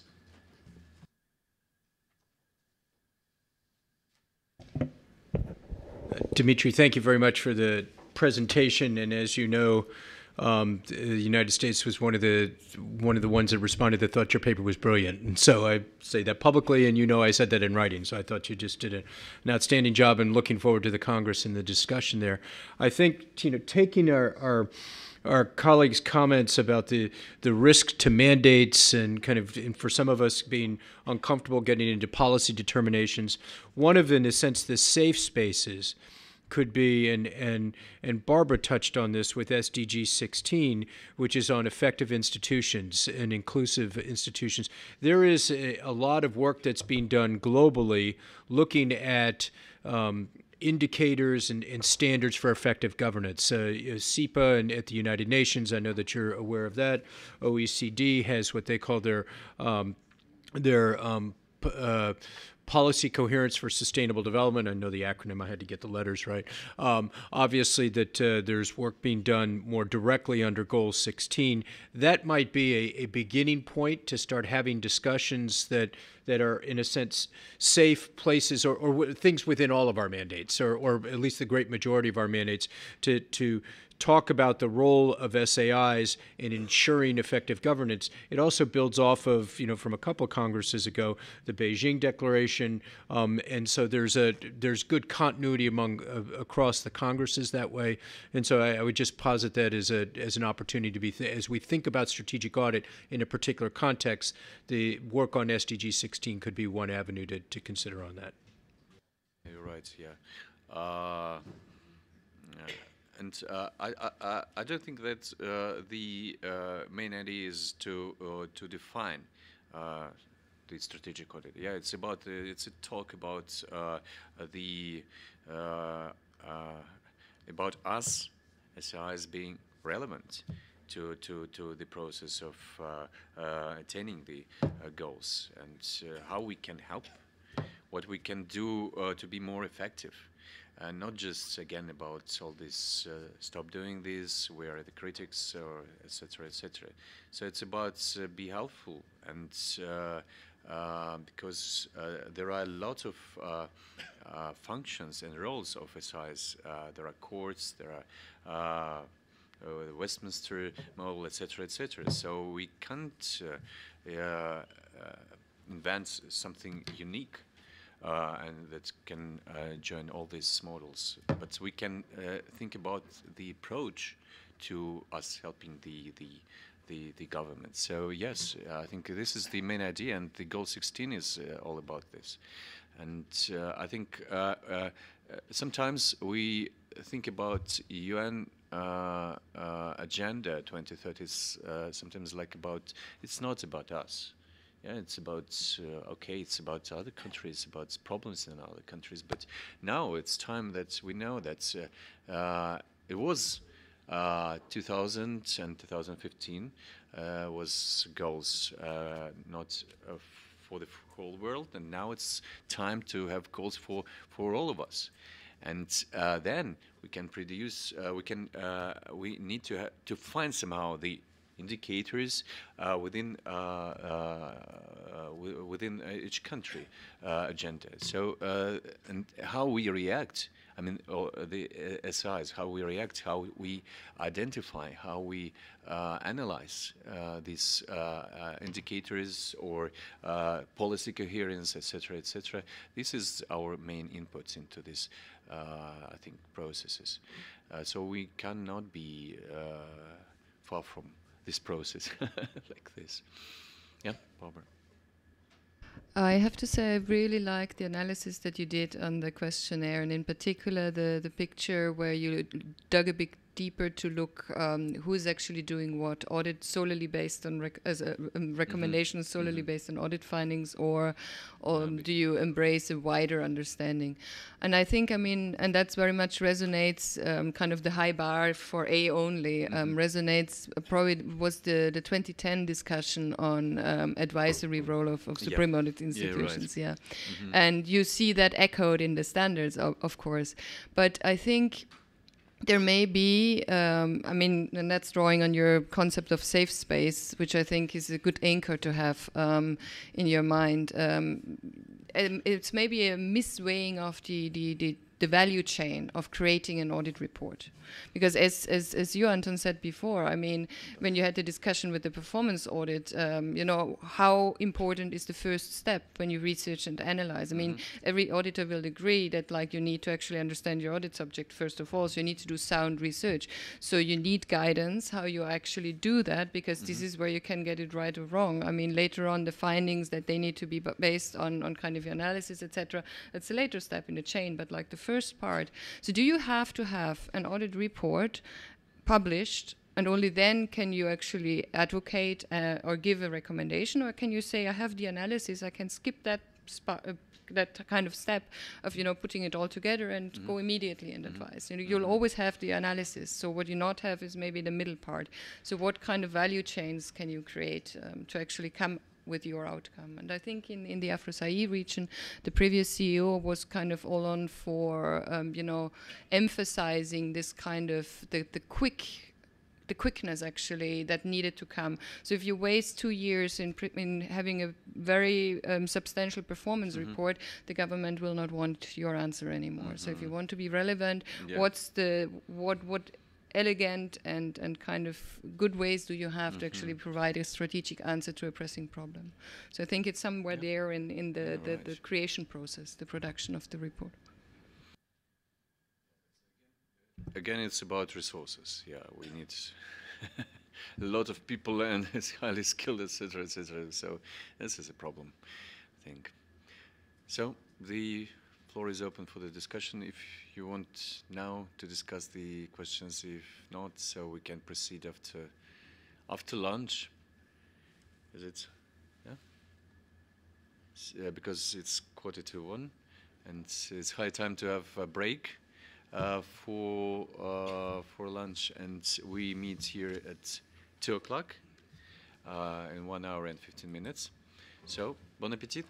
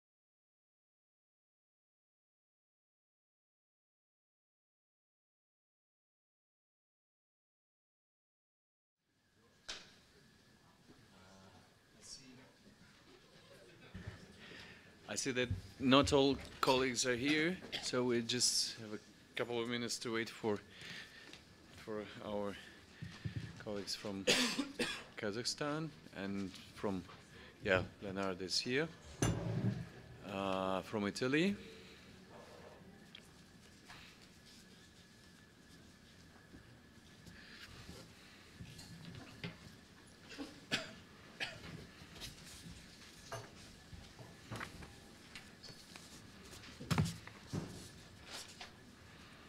Okay, Italy, a tam kto siedzi, to Kosyanenko, kto tam siedzi sправа? Bulgaria, from Bulgaria. Okay, I think we'll start.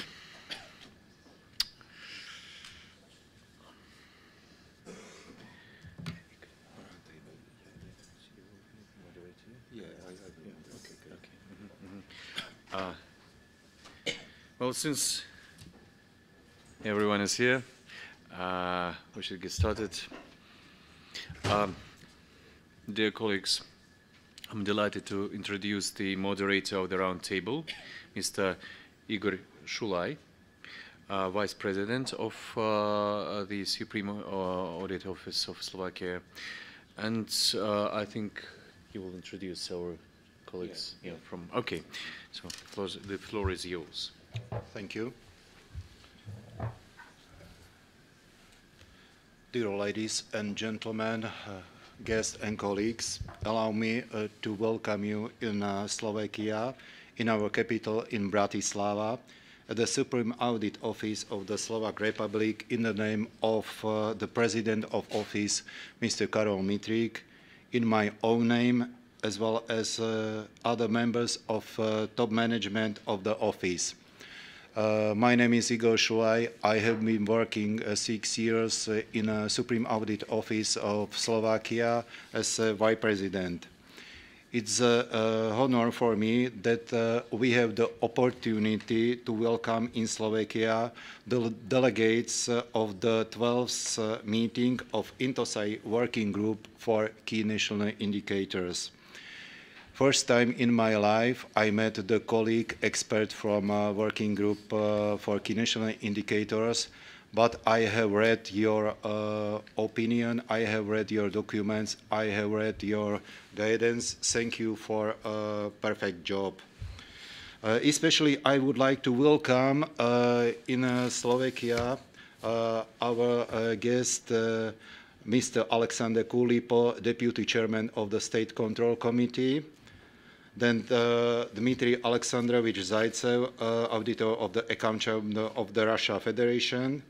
Then Professor Dr. Hari Azhar Aziz, member of the Audit Board of the Republic of Indonesia.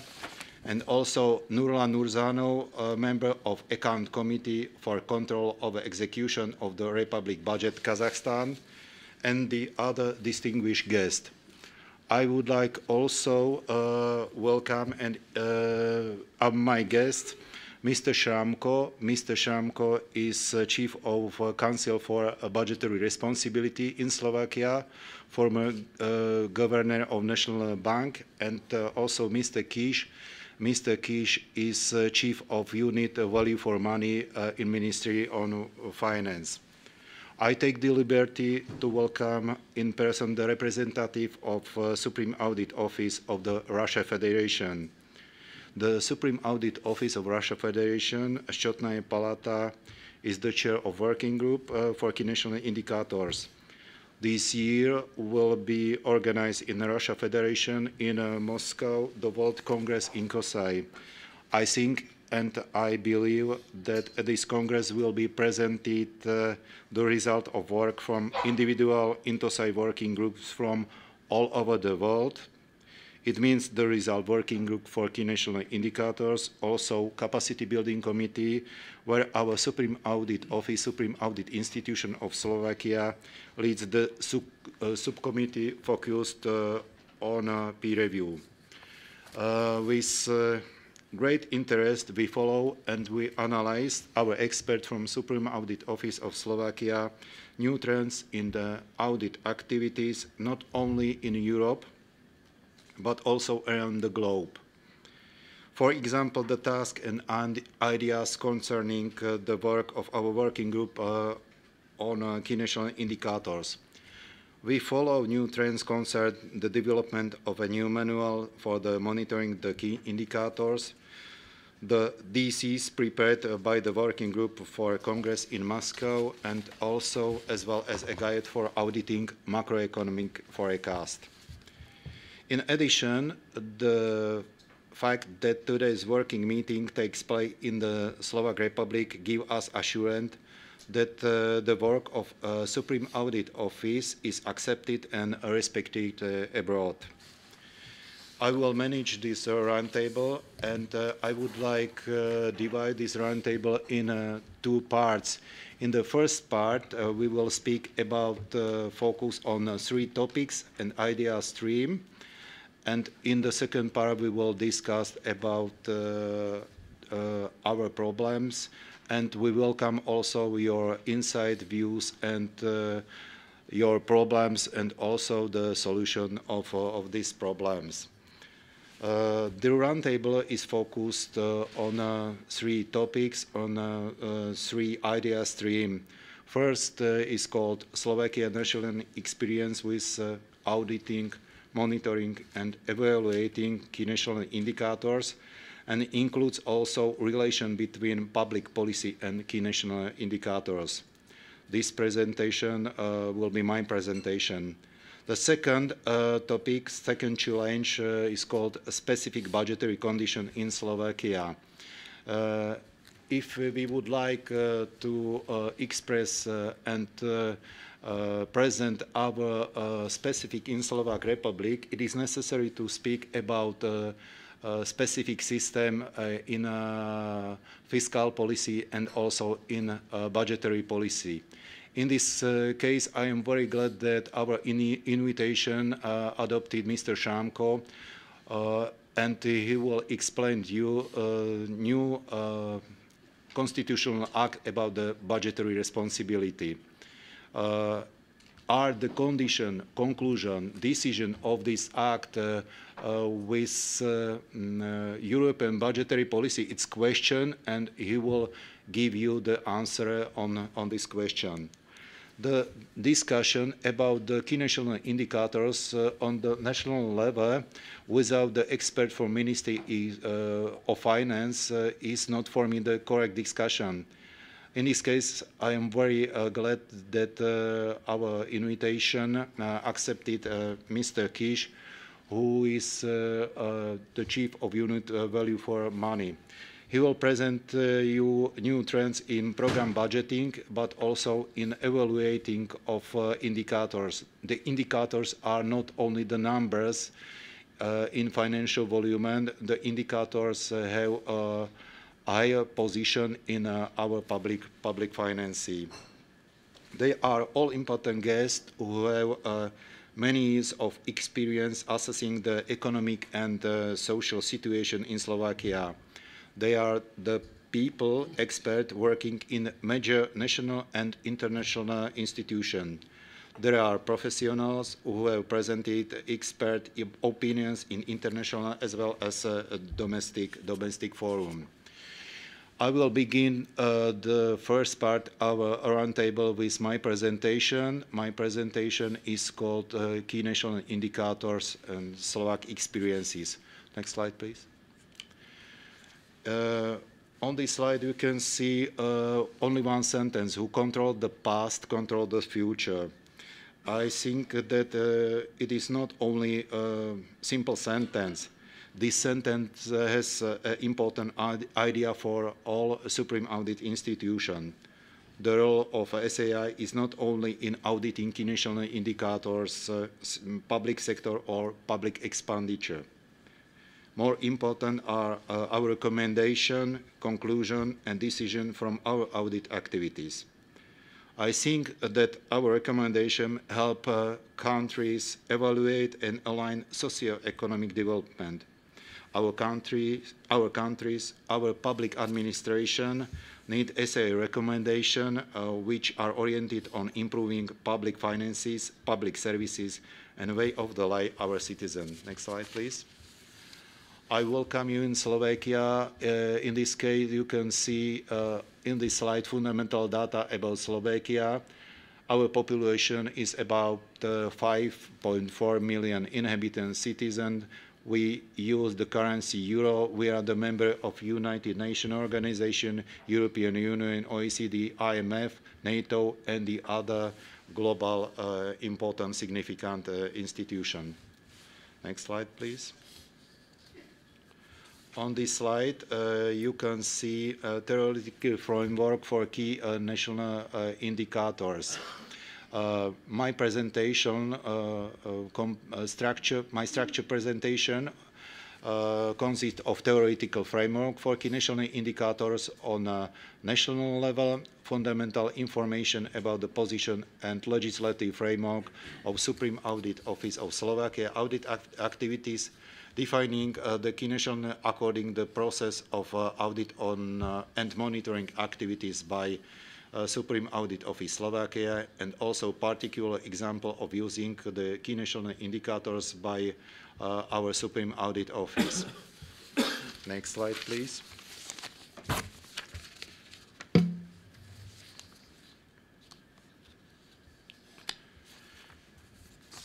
I can only briefly present using of key national indicators in specific example. It is not possible to present all detail in one presentation. I would like offer information about key national indicators on the international level in international audits. Congratulations to my colleague once more from Czech Republic. We use in international level in international audit tools BIEP. I will not explain this project because we gained the information from this project. And I would like offer information in a national level. SAI is under obligation to prepare to the Parliament report, opinion to public administration budget and audit activities report. It is not possible without key national indicators on international and national level. And also, I would give you the information about the specific example of use of key national indicators in other audit activities. Next slide, please. Some information, some basic information about the theoretical definition of key national indicators by INTOSAI and Supreme Audit Institution. We accept the international definition of key national indicators. This definition includes the same principle as our Slovak Constitution. Slovakia adopted in the Constitution of Slovak Republic the same principle, social, economic and environmental principle. In Article 55, it said that the Slovak economy is based on principle social and environmental oriented market economy. Next slide, please. Some information about the methodology approach to key national indicator by Supreme Audit Office. The main goal of the most countries represented by governments, parliaments, the other institutions, including European Council, is creating a long-term policy. This policy must support safe and sustainable development in order to improve quality of life and promote the effective use of financial and national resources. Parliament as a legislative institution and government as the executive institution adopted program government declaration. This declaration includes public policy, and the specific public policy has specific key national indicators. The set of indicators measure economic and social progress in achieving national goals. Next slide, please.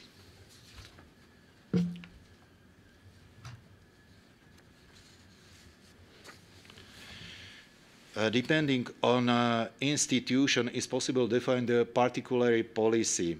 On this slide, you can see European and national level, and also national level. It is not in conflict because the Slovak Republic is the member of European Union.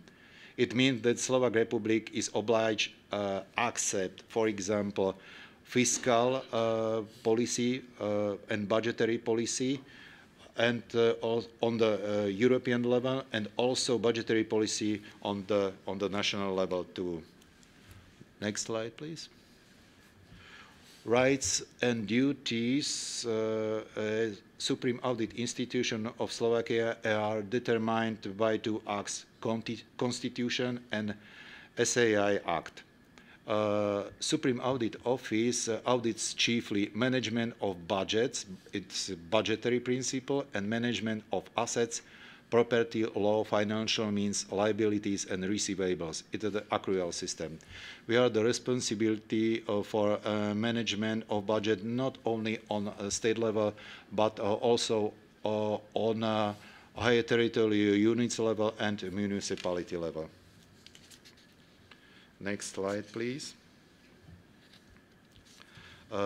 In this slide, you can see the scope and auditing activities.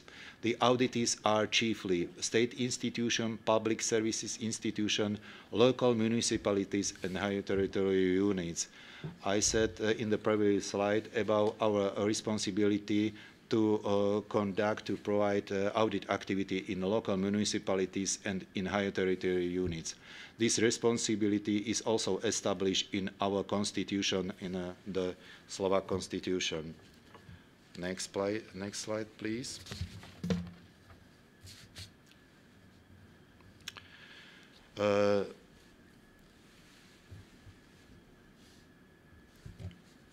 Supreme Audit Office prepare and tables to the National Council of Slovakia opinion on the state's budget. One is assesses, also the proposal for public administration budget on the budgetary principle. Opinion on the state final budgetary accounts, this budgetary principle. We have not responsibility, Slovak Supreme Audit Office does not prepare opinion on a consolidated financial statement. It is on the accrual principle. Not all Supreme Audit institution has the same responsibility as the Slovak Republic. Our opinions is also to give the report, the opinions on state's budget, on proposal state's budget. It is not political opinions. Audit activities includes, for example, procedure audit of methodology of design, methodology of implementation of European and national direction and regulation, methodology of implementation of macroeconomic and tax revenue forecasts. Next slide, please. Maybe 5 years ago was established in SAI Slovakia new analytical department. The chief of department, Mrs. Yurova, is also the participant of this meeting. This department collect, analyze the information from public sector, from public institution. In our legislation, acts are allocated. Institution of public services, we have about 8,141 public services institution and also institution of public interest. There are, for example, banks, social fund institution, healthcare insurance company, high territorial unit, as a province, municipalities with more than 50,000 citizens and asset with more than 100 million euro, etc. If SAA prepare opinion on state budget and state final budgetary accounts, need correct information about the social and economic policies, need key national indicators which represent specific policies. This information gains from audit activities and monitoring activities. Therefore, we monitor institutions of public interest and the other important legislative and financial changes in public sector.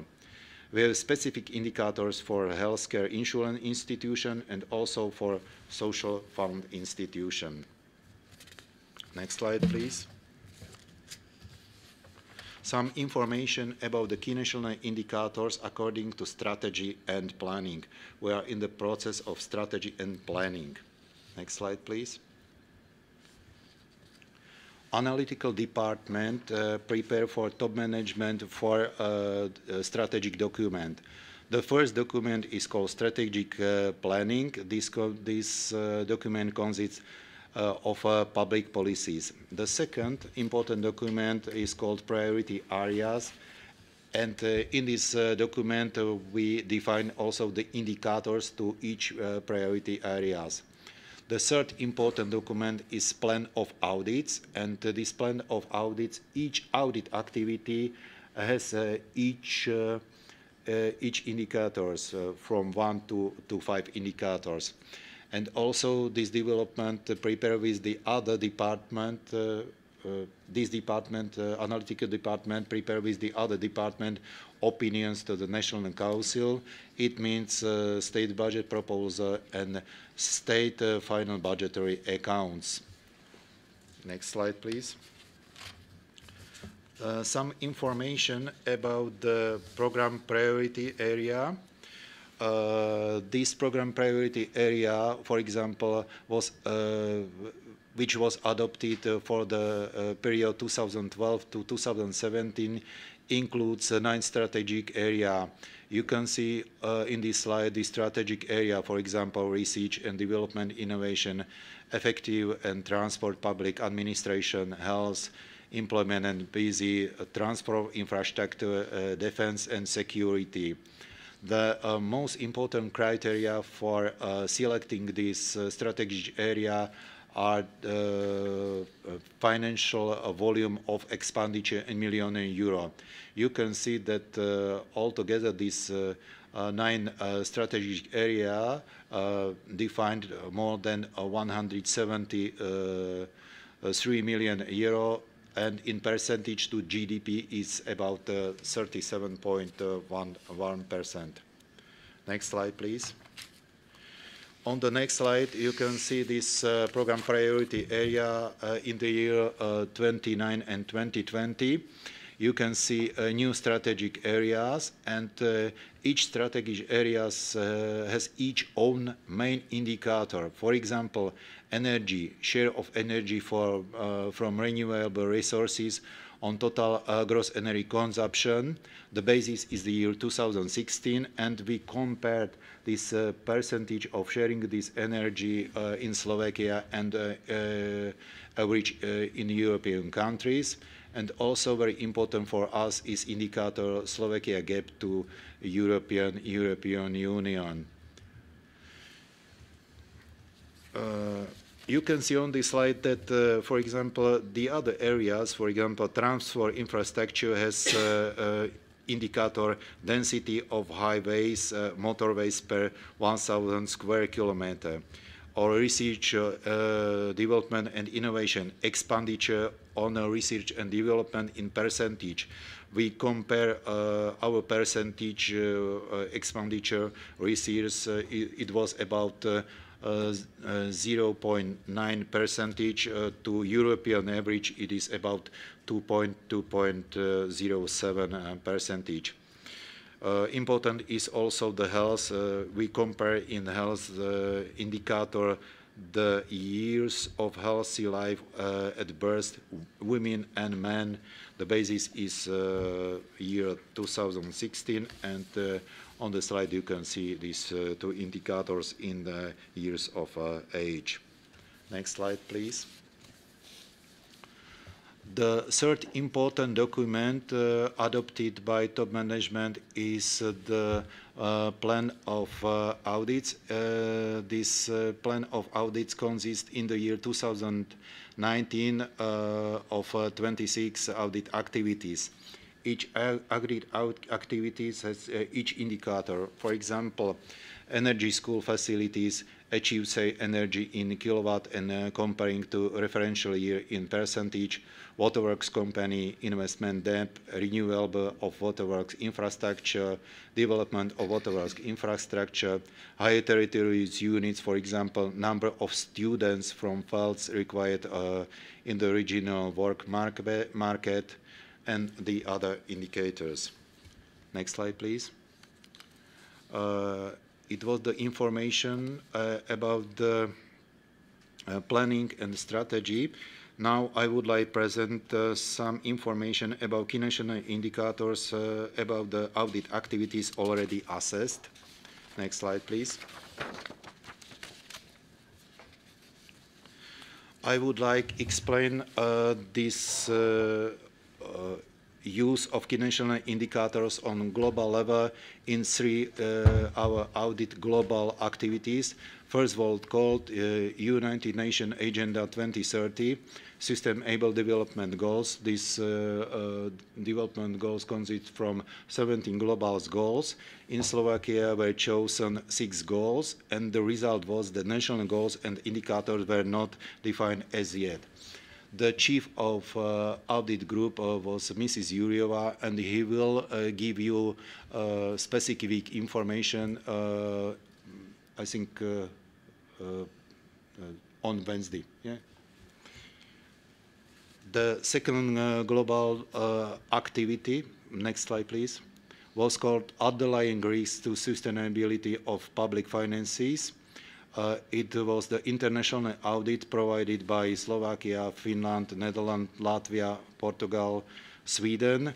The subject of this audit activities was the analysis of recommendation of European Council, OECD, International Monetary Fund.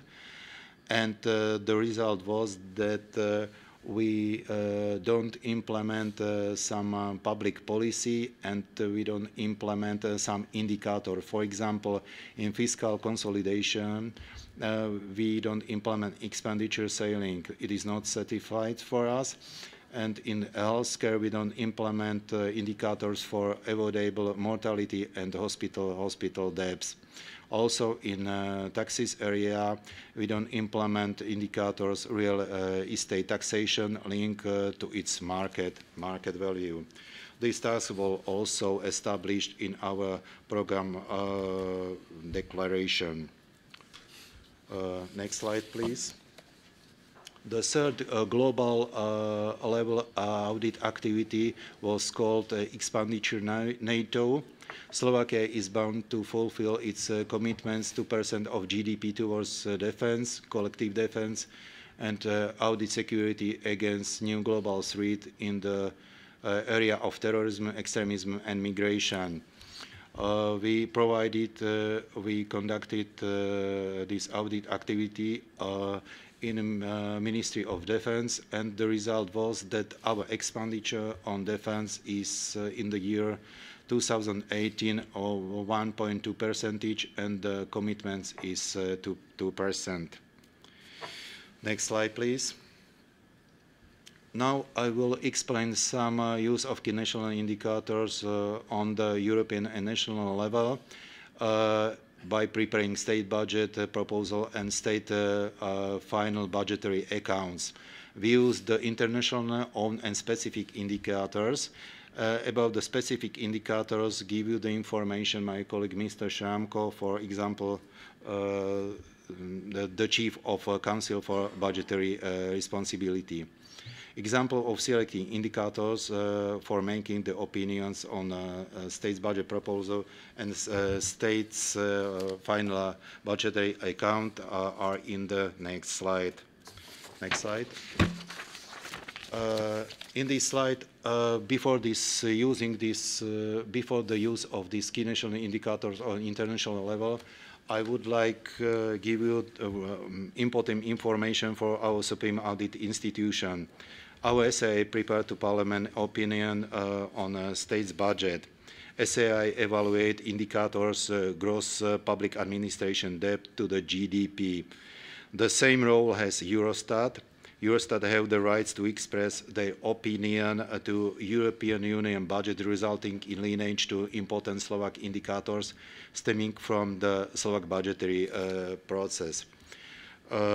Two institutions have the same task, the same role, evaluate the indicators percentage gross debt to GDP, but the result of evaluation were different. It was the problem in a loan between the two public service institutions, and Eurostat said that this loan is expenditure. We don't agree with this argumentation, and we give our opinions in our report to the state's budget. Next slide, please. On this slide, you can see I can only briefly speak about the example of use of key national indicators, international indicators, which we use by preparing state's budget and state final budgetary accounts. It is the GDP indicators, increase in percentage. We compare the expenditure in private consumption, government consumption to GDP, and we compare this percentage with the previous year. I think the same methodology use also the other countries of European Union, also the other countries around the world. We are responsible to fulfill indicators of Maastricht criteria program and also the program stability. Next slide, please. Example of use of key national indicators, GDP in 2006 to 2020.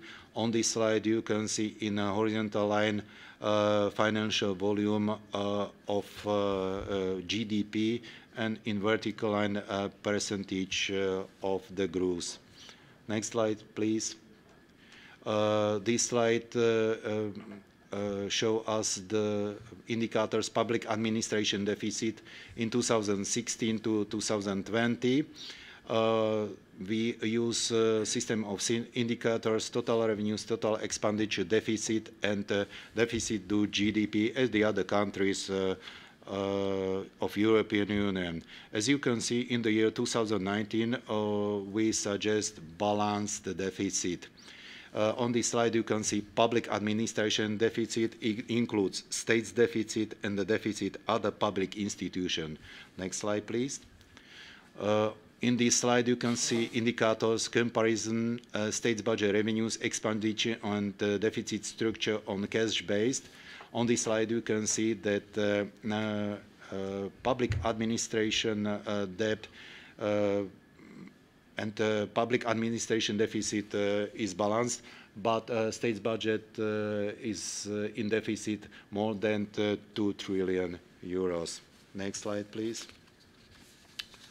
We use also the indicators gross debt of public government in million euro. It is in blue column, and in a red line is gross debt of public government in percentage to GDP. From the year 2013 is decreasing the gross debt of public government in percentage to GDP. It is the good social economic background for healthy public finance. Next slide, please. Very important for us is indicator public administration debt per capita.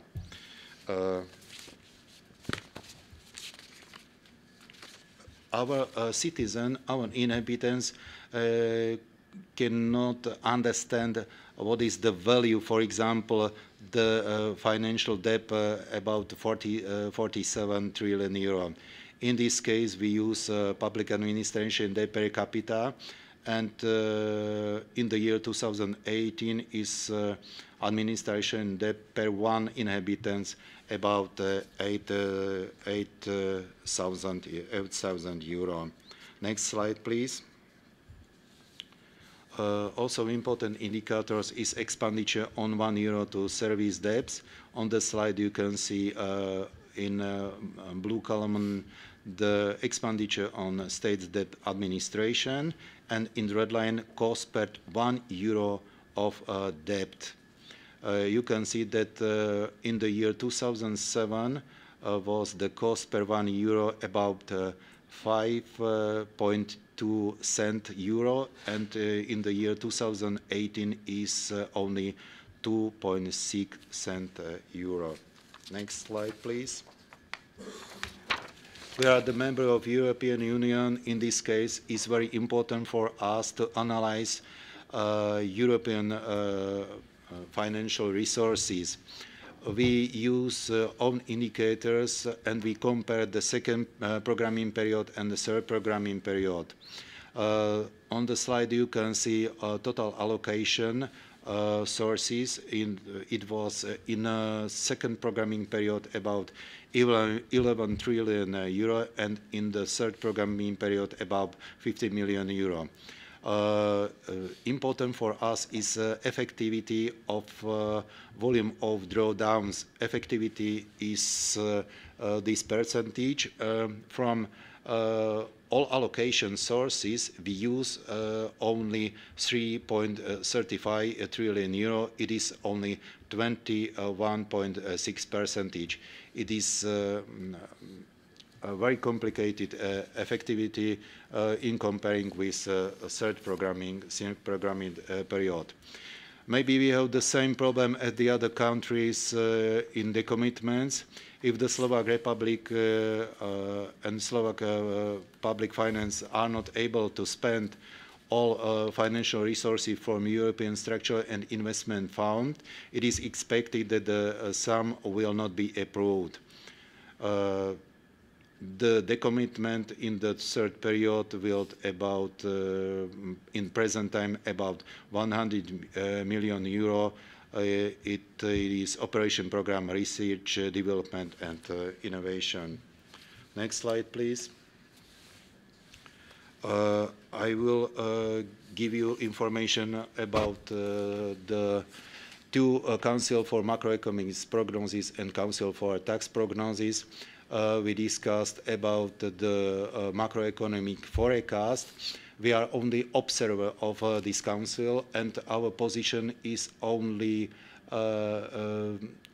in a state's budget proposal and the state's final budgetary accounts, that the right numbers, the right indicators are implemented in the state's budget proposal. It means, for example, GDP, governmental consumption, or income tax, or physical person. We are not responsible to make macroeconomic prognosis. It is, for me, the executive procedure, and we are not able to make this procedure. Next slide, please.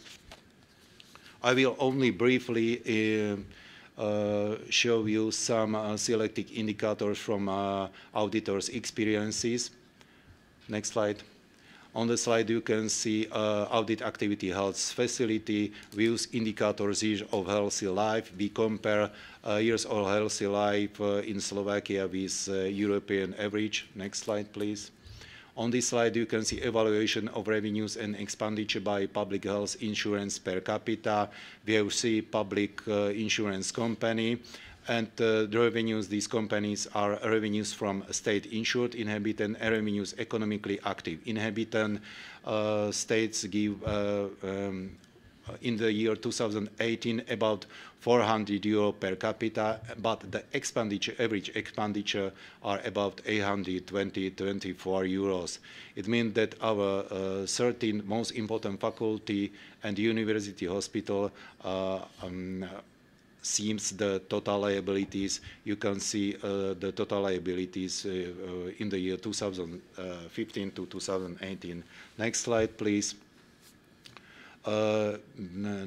Our important audit activity is share of renewable energy sources in gross financial consumption. We prepare new activity audit of anti-dumping. On this slide you can see these indicators with comparing with the European Union level. Next slide, please. Maybe this the last indicators. Now we finished audit activity in Slovak forest. We use two indicators, forest renewal from the year 2014 to 2017, and forest lumber exploitation.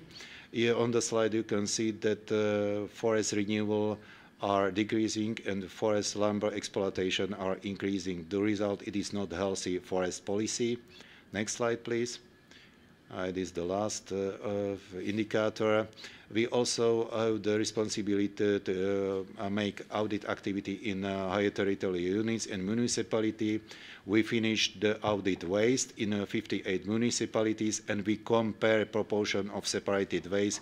In 2017, it was 29%, and proportion of separate waste goal in European Union level is about 39%. Next slide, please. I would like to present our experience of using key national indicators in auditing activities, planning activities, and strategic development. The next presentation will present my colleague from Council for Budgetary Responsibility, Mr. Sramko, and then Mr. Kish, Value for Money Unit and Ministry of Finance. Thank you for your attention. Please prepare the presentation, Mr. Sramko.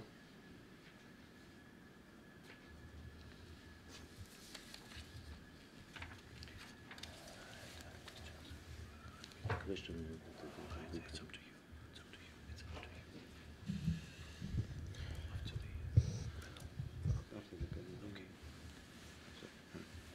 you. The floor is yours. Yes, thank you very much. Thank you also for the invitation. Dear Mr. Sulaj, dear Igor, dear guest. My task perhaps is to give you a very broad picture about the Council for Budget Responsibility. This is relatively new element in the fiscal framework of the Slovak Republic. Perhaps I will start with some European framework for this. In the European Union, there was approved the Fiscal Compact Treaty, which was approved in 2012, and this treaty is giving to each participating country the duty to have the independent watchdog or independent institution which have some rules in the observing and assessing the public finances in the individual country. Now, in this situation, every member state of the European Union have the so-called Fiscal Council. This is the short name of this institution, with exception of the Poland. And there are some countries where the Fiscal Councils had long tradition and many of decades of the existence and very big experienced countries, but there are also countries which are very new with this institution.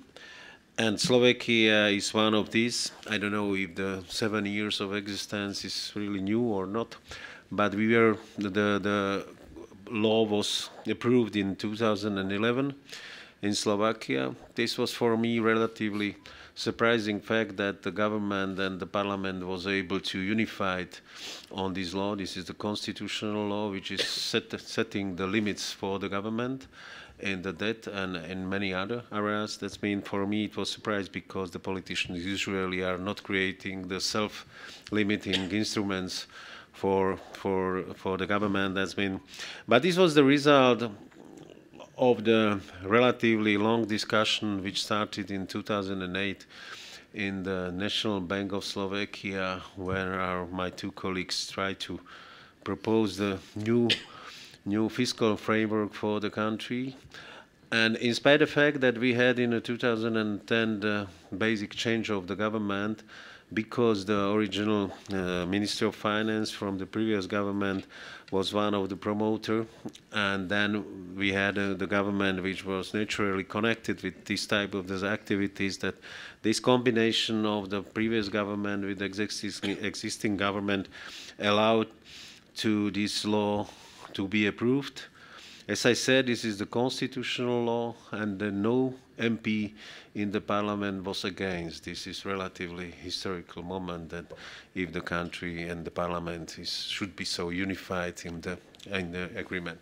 And this gives us also, of course, the big reputation, and this gives us also the big authority to provide the services which we have to do. That's mean I can now go to the presentation. If you can push the first slide, please. The next slide, please. Okay, then the Council for Budget Responsibility is independent authority monitoring and evaluating the Slovak public finances. The law is very good constructed. We are really independent. We are financed from the central bank. That's mean no direct impact from the government to us. That's mean the budget for us approved the central bank. We are also proposing to the central bank the budget. We are discussing with the central bank about the budget, and finally central bank is approving the budget for us, which give us very high level of the independency, because there are very known examples from the past where the dependence on the government but financing really limited the independence of the institution. The good example were in many countries where the government was not very happy with the reports and assessments of the Fiscal Council. That's mean we have very good law. There are two institutions which are evaluating the level of the law. One is OECD, and second one is IMF. And OECD is giving the level of our law really on the top between all countries. This was established by Constitutional Act on Fiscal Responsibility in 2011 as a part of the new fiscal framework. This provides strictly positive policy assessment as opposed to normal evaluation. That means we do not have the advisory function to the government. That means we are not advising what to do and how to do. We have strictly positive policy assessment. There are some fiscal councils in Europe where this advising or advisory function exists. And this is relatively risky for the institution, because if you are advising something and the government is not respecting, then your reputation should be lowered. That means we are very happy with this strictly positive policy assessment function which we have now. There are 4 main tasks for the Council. The first one is evaluating of the fulfillment of fiscal and transparency rules, the reporting on long-term sustainability, the assessment of legislative proposals, and monitoring and evaluating the meeting's budget targets. Next slide, please.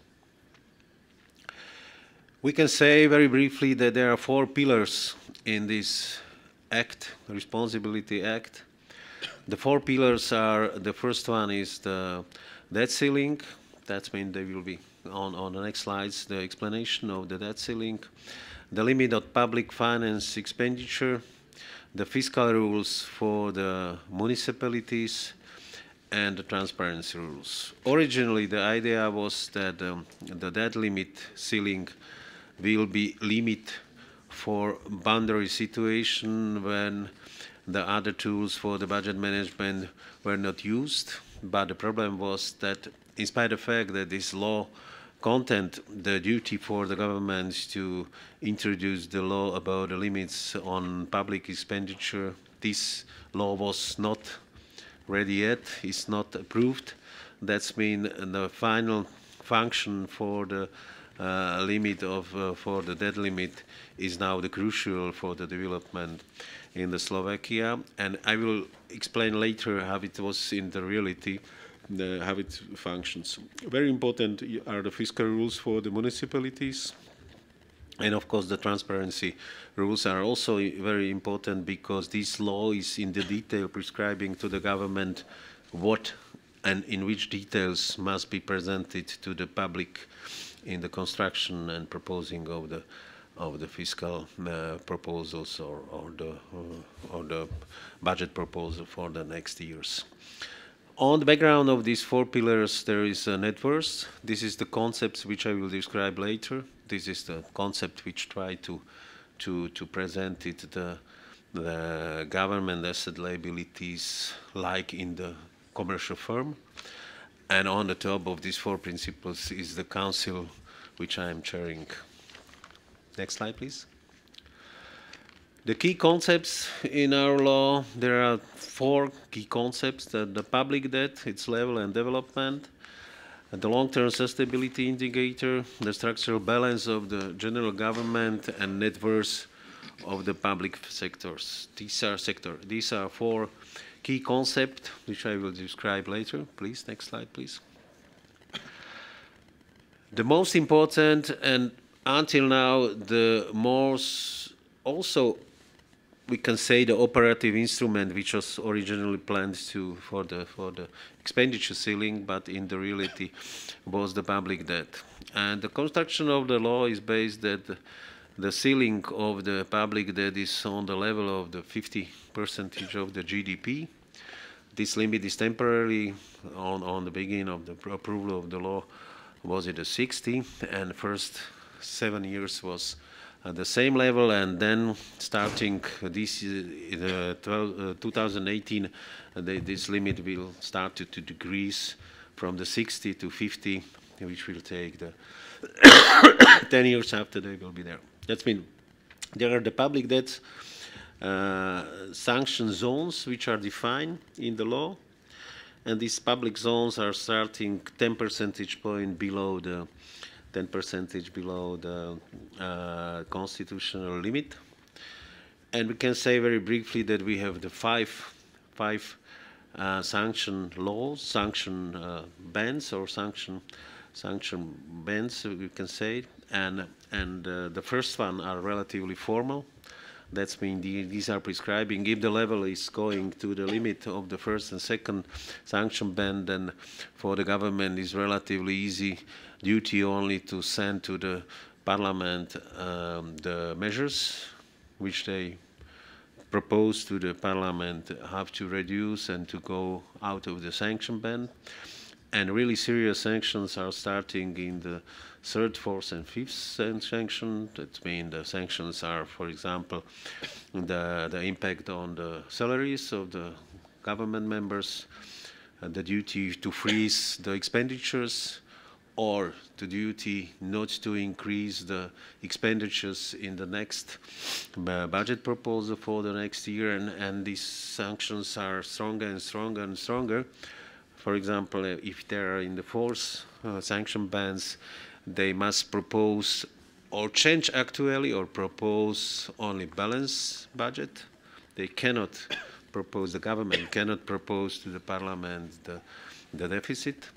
And the final sanction is that if they will go over the fifth band, they should ask for the confidence in the parliament. That's been the relatively strong impact on the government power starting in this third band of the sanctions. In the history, you can see in these slides, we were close to the third band in the 2014. And that was a temporary time because the Eurostat is giving twice the notification. The first is in the spring and the second one in the autumn. And the spring notification said that we are below 55%. That means the government started to work on the third sanction band. And then the autumn notification came below 55. That means that the sanctions were not so finally so strong. That was lucky for the government that the sanctions were not so strong like it was originally presented in the April of 2014. Next slide, please. Concept of the long-term sustainability is based on the four main principles: solvency, stability, fairness, and growth. These are the four main topics which we are trying to define and trying to explain how they are in our report about long-term sustainability. Next slide, please. The solvency, this is the intertemporal budget constraint, target debt level, and both stocks and flow variables. Stability, it's clear for the tax smoothing and sensitivity analysis. Growth is the link between the macro and the fiscal scenario, and fairness is the impact on a generation. No normative assessment, we are trying to say in our sustainability, long-term sustainability report, how the intergeneration relation is, and if the burden for the next generation is growing or is lowering from this report. Next slide, please. The part what we are also doing is long-term forecast for the public debt and primary balance. This is projected level on the public debt and the primary budget balance in no policy change scenario. That's we are only taking into account the existing legislative, existing setup of the taxes, existing setup of the expenditures, and we are trying to project the possible development in the debt. Long-term sustainability of the public finances requires that the public debt remain at the safe level below 40% of the GDP. We made some analysis and we also issued some papers, some working papers, which are dealing with the safe level of the debt. And this is the paper which is now progressing, and we will issue the new one next month, which will perhaps be more stronger where the safe level of the debt for our country is. And then this slide shows that not only the debt limit and how the public debt should develop in the long-term period, also the primary balance, also the debt limit. There is with this yellow yellow line in the chart, and where is in which time period is the risk that we will go over, and that means that the sanctions will start it to be activated. Next slide, please. How we are presenting the long-term sustainability is we are presenting through what we call the gap. The gap is the indicator which expresses the permanent increase of the public revenues or the permanent decrease in the public expenditures. That's mean the level, which percentage of the increase of the public revenues or decrease of the public expenditures should be achieved for keeping this 50% of the GDP. That level, when we started the first time, the gap level of the gap was 7 percentage points. That means that 7 percentage points, if we want to be long-term sustainable, we should or increase the revenues or decrease the expenditures. Then the development was very positive. The lowest level we had in 2015. In that time, in 2016, we said first time in history that our public finances are long-term sustainable. But then, following the next development, we said that there is a slight worsening in the development of this gap, but we are relatively still close of the level where we can say that the public finances are long-term sustainable for Slovakia.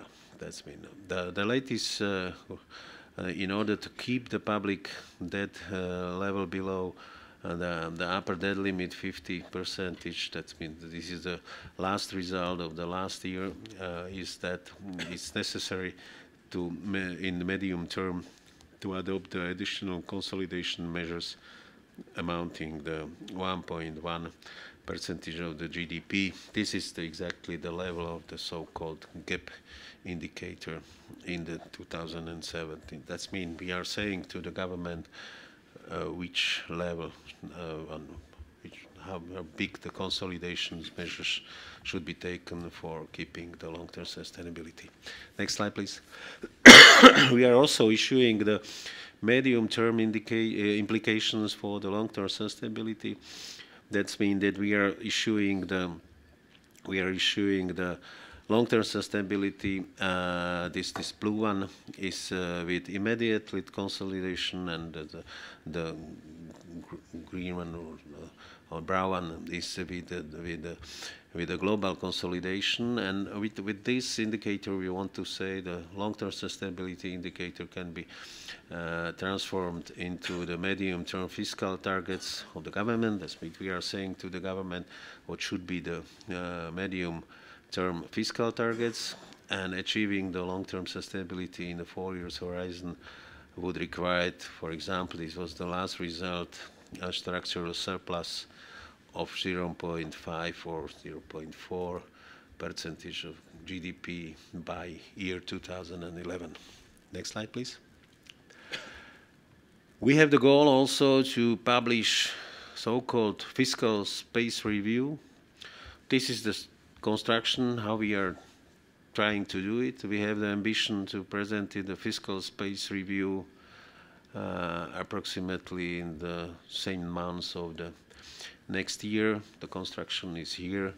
Identification of the fiscal risk coming from the 7 steps approach which we had. Then we are identifying the main risk, and then we are measuring the adequate fiscal space, and then we are estimating the debt threshold.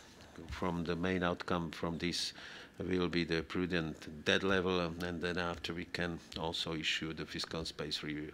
This is relatively complicated task for us because this required new capacities, new personal capacities, and a new and very complex view if we want to issue and to present it very serious and high quality fiscal space review. Next slide, please. And perhaps the last one is the net worth of the public sector. This is completely new, I can say, the new concept, how to look at the development of the country. Net worth is the total equity of the public sector adjusted for the implicit and contingent liabilities as well as for the other assets and liabilities. This is not easy task. The main reason why this is relatively complicated task is how to evaluate the many assets of the country, because if you have to evaluate the value of the natural sources of another, this is not very easy. And there are many assets which were never evaluated in reality, and there are many assets, public assets, which were evaluated with very old evaluation values coming from the socialism. That means this is very complicated task, mainly due to evaluation of the assets. Next slide, please. We try to issue that this is the part of the every year report which is government or Ministry of Finance presenting. We try to issue this table of, it seems like the balance sheet in the firm. That means we have the assets like the buildings, infrastructure, net capital stocks and financial assets and other assets. Then we have the liabilities like the explicit debt, implicit liabilities, contingent liabilities and other liabilities. The difference is so-called net worth. This net worth is very, very negative for when we started to, when the ministry started to present it, net worth is very negative. But what is the positive? That the minus is still less and less. This is improving, but still in very negative number. But what is very important that the Ministry of Finance is very seriously trying to improve the methodology for this, and I personally believe that this will make more and more sense in the future, also to discuss and also to manage net worth in the country, which should give us the more complete picture about the development, not only from the point of view of the early results, but from the longer historical results, how the assets and liabilities are evaluating in the country. And perhaps next slide. This was the last slide, and thank you very much for your attention. Mr. Sramko, thank you for your excellent presentation. And the last presentation is Mr. Kish. The floor is yours. Please prepare the presentation, Mr. Kish. Okay, thank you very much. Good afternoon, everybody. Hope you're still awake. I'll be brief, not to prolong this session, and hopefully have some discussion today. I'm coming from the Ministry of Finance, the so-called Value for Money division. If you can put next slide, please. When Mr. Sramko said that Fiscal Council is a young institution, 7 years old it is, then or the Value for Money division is much younger institution in Slovak public finance framework. We will have 3 years next month. Also, one of the things that are quite new in Slovakia. Can I get the next slide, please? The common denominator of both institutions, I would say, is institution building, improving the methodologies on how to look at the public finance, and eventually improve its outcomes. There are two main things we do, two main tasks that my division plays a role.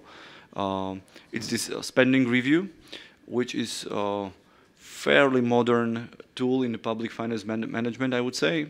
Some more developed EU countries have it for a couple of decades, UK or Netherlands or some others, and many other countries follow, including Slovakia, and are within within budgetary process are analyzing the particular issues, like imagine health, education, or social affairs, or whatever ministry or topic you can imagine within public life. The second task is the review of the cost-benefit analysis that is done in public sector. So any minister, imagine transport, highways, or hospitals, or or IT system. They want capital expenditure money on a particular project. We do the second opinion. We review the CBA and give an opinion whether it's a good value for money. So the kind of like main approach is not to talk only about whether somebody complies with the law, but look at whether the best option has been chosen and whether we can get it in the most efficient way.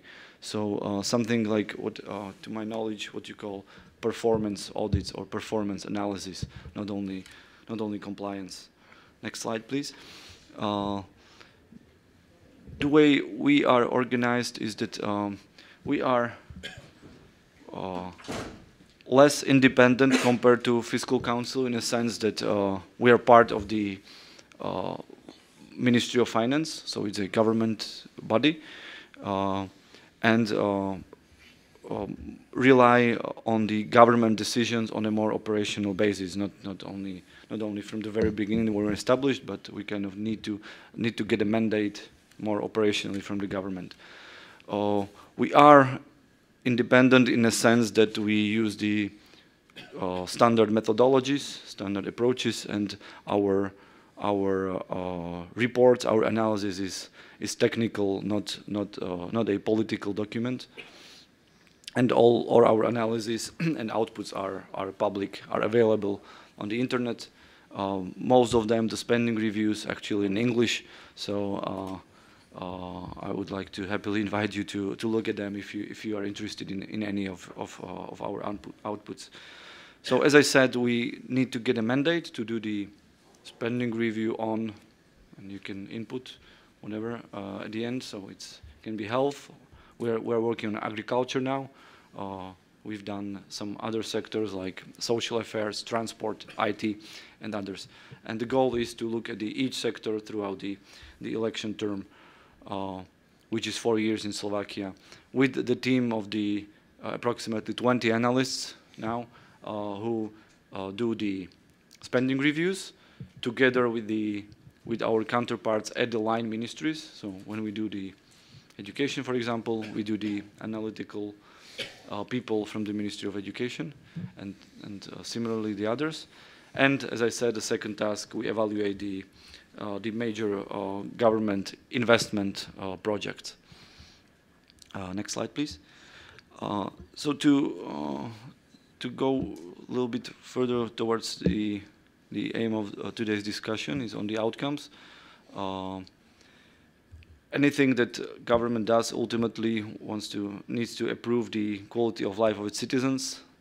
So all the sectoral analysis we do are, in this metaphor, I would use it as a building blocks that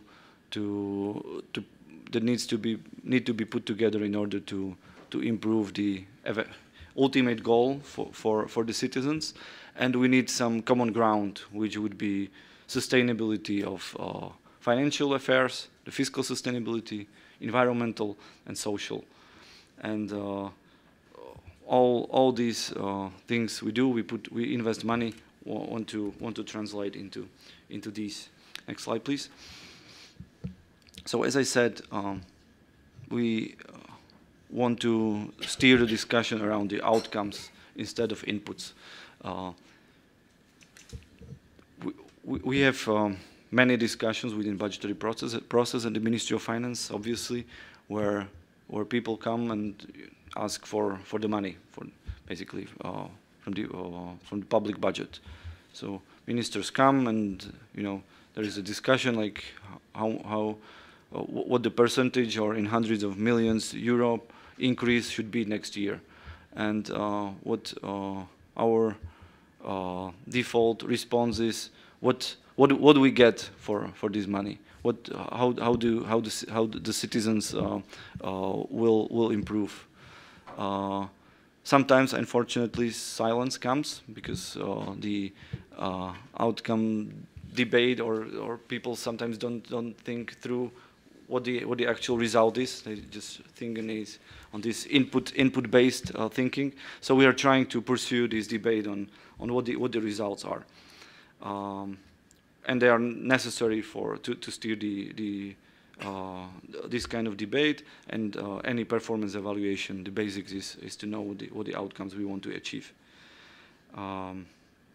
The main tool in public finance for this is program budgeting, where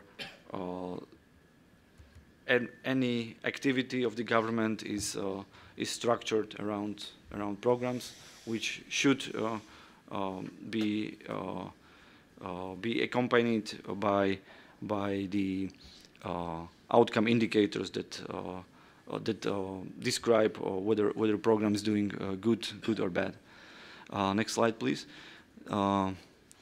This is probably just a little bit of a background, but there is a couple of mostly discussion papers in Slovakia, also all of them public, which deal with different kinds of KPIs or outcome indicators, if you want, that could be used for this basic public finance top-down high-level discussion. All this analytical work, from my perspective, translates into spending reviews, the outputs we do recently. Each of these reports includes at least the key performance, key outcome indicator that we want to use to analyze or to discuss the results and the effectiveness in each sector. Next slide. To give a couple of examples how we think about these, I would structure it into three, what I called layers or levels of the granularity. First would be like remember the house with building blocks I showed just earlier. So this would be the first level, like in health or in environment or transport. We want to improve the life expectancy. We want to live healthy, not get killed on the street or by car, and live in healthy environment. We want to get a good job or be in a good shape or health. So this would be on the high level. Then we need to translate this into more accountability, and hence translating this into goals for the particular ministers. So we translate, like as an example of health, or the life expectancy.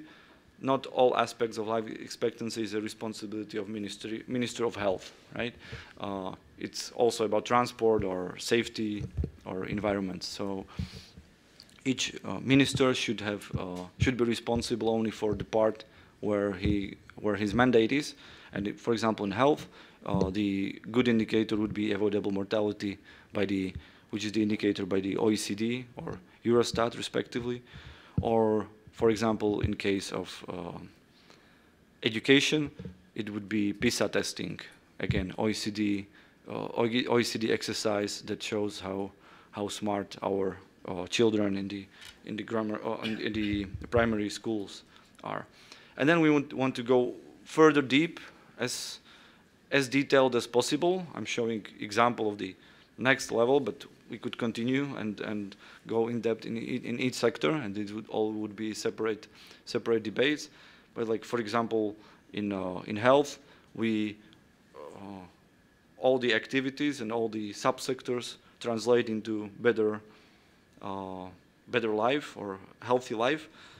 So we want to look at the hospital efficiency or how effectively we consume the pharmaceutical the drugs, or any other issues that you can imagine in healthcare. Or I don't know, an example of Ministry of Labor, we look at how the employees are protected by law, or how efficient the active labor market policies are, or how well the government improves the poverty or the income level of poor people, etc. Next slide, please. So, as I said, each and the examples you've seen in the previous slide are, let me call it, the structure of the indicators for each spending reviews. So when we produce the report, each of these reports includes this kind of outcomes that should inform the policymakers on how well the sector is doing.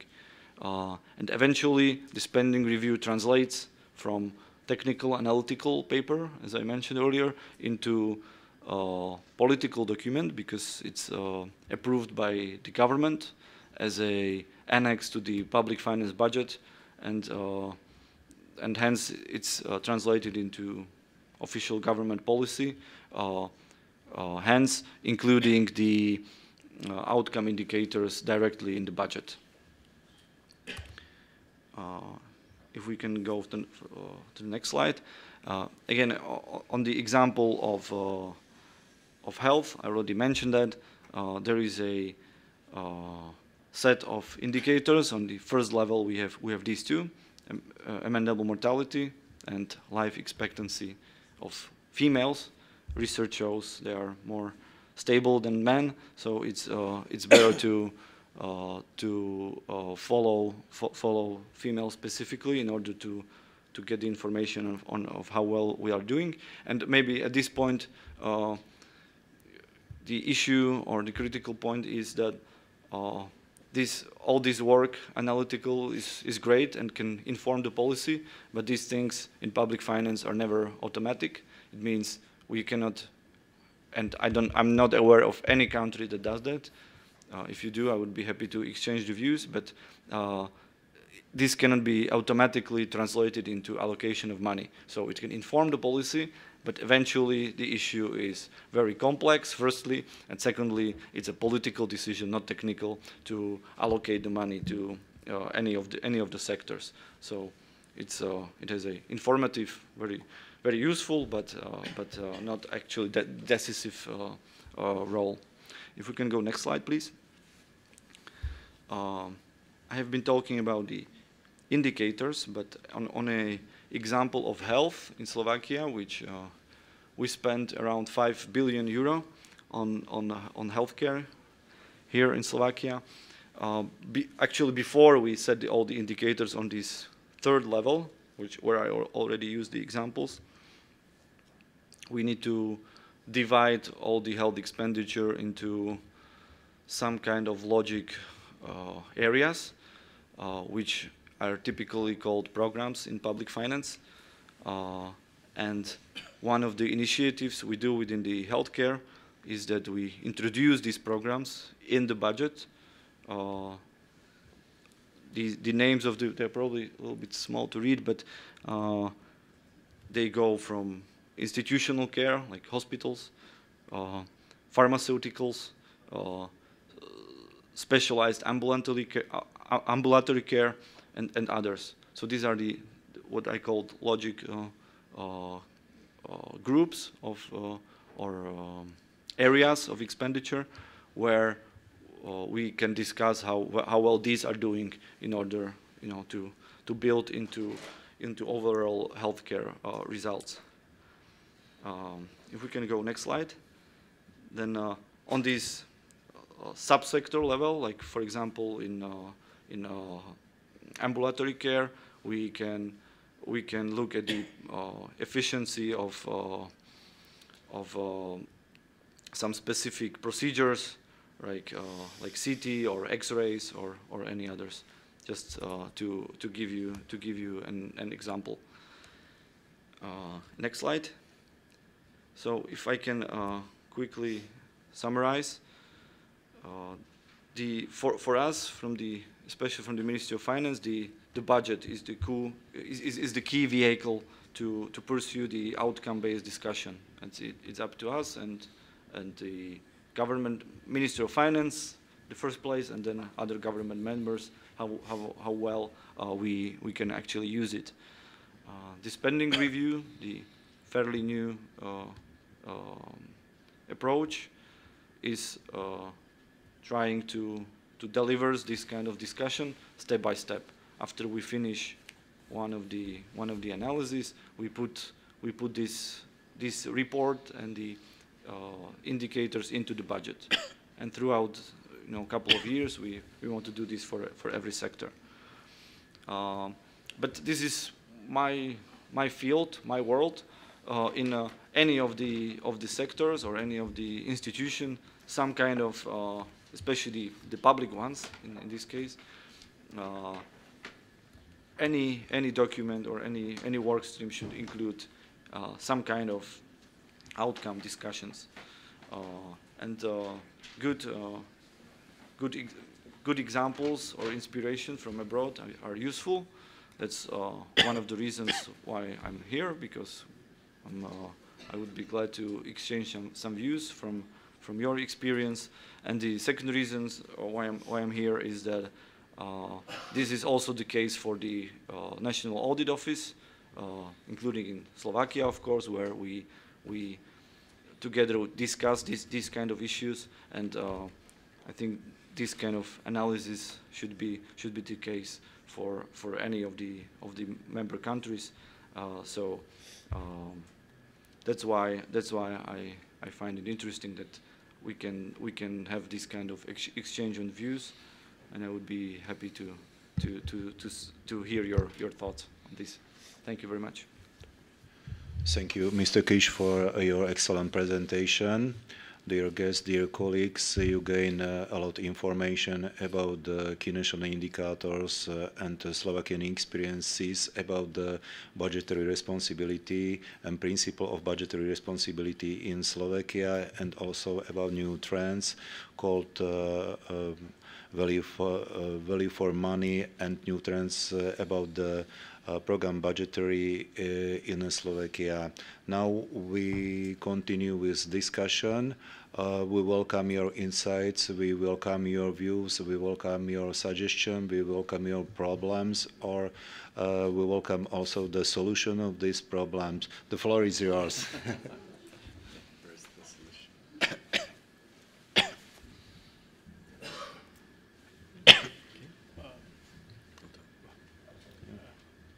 Don't mind. I have a question to Mr. Sramko. When you were telling us about the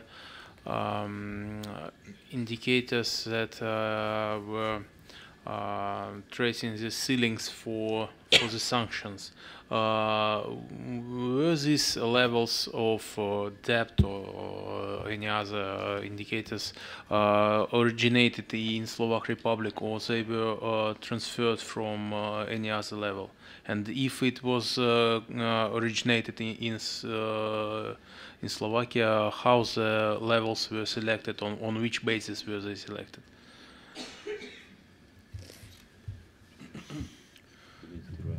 These levels which we have now in the law was originated in Slovakia. They are not the same like are the Maastricht criteria.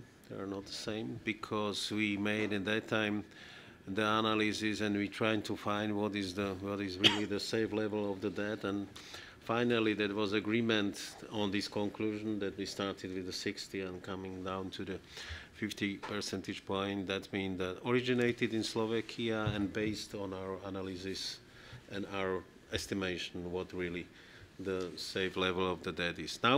Now we are working on the new paper on this level, and I assume that this safe level of the debt will be lower in our next presentation, because we had also some historical experiences. And for example, our economy is small and very open and very sensitive on external environment. And we knew, for example, from the crisis which started in 2008, at that time we were below 30 percentage point and to the GDP, the debt level, and in short time, 2-3 years, it doubled very fast. That's mean to be really safe, that's mean that we need to have lower value. But I'm personally not expecting that there will be some changes in the law. I'm only expecting that we will issue the paper which will try to persuade the government that they should go further, not only on the level which is in the law. Thank you. Next one, please. I have a common question for Mr. Sramko and Mr. Tis. And I know that it's an ugly question. How you assess the impact of your work to the government's activities and decisions? Real impact.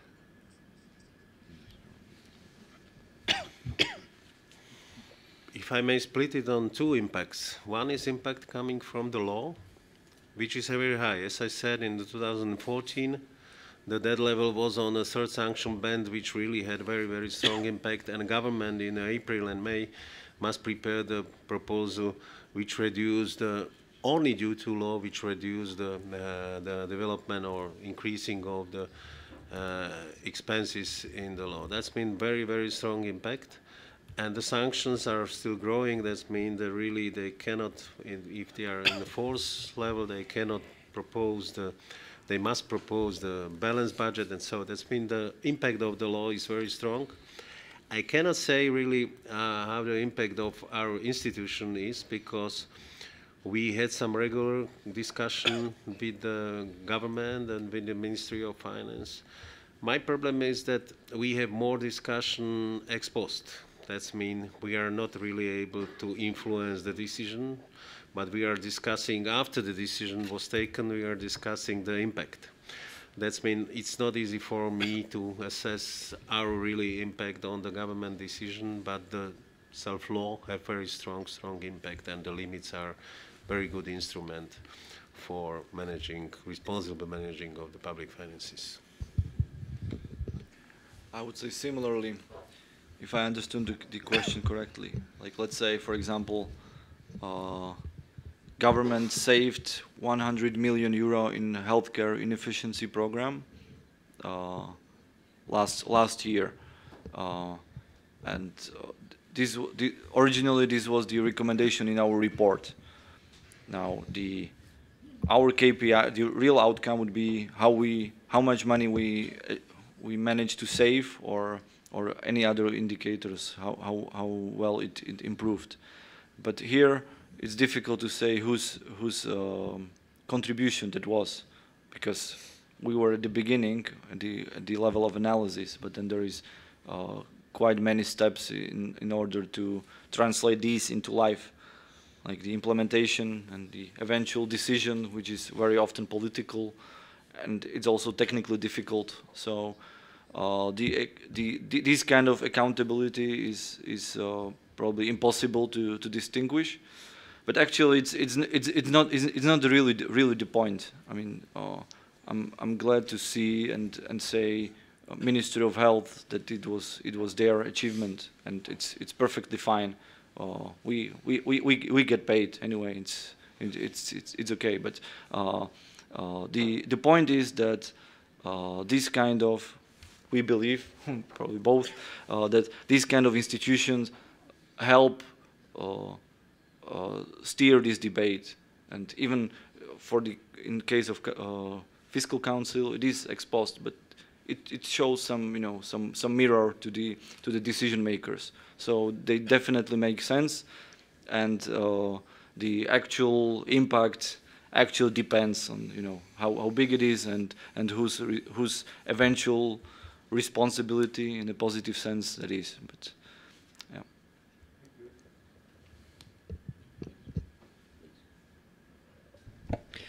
Thank you very much for the really interesting presentations.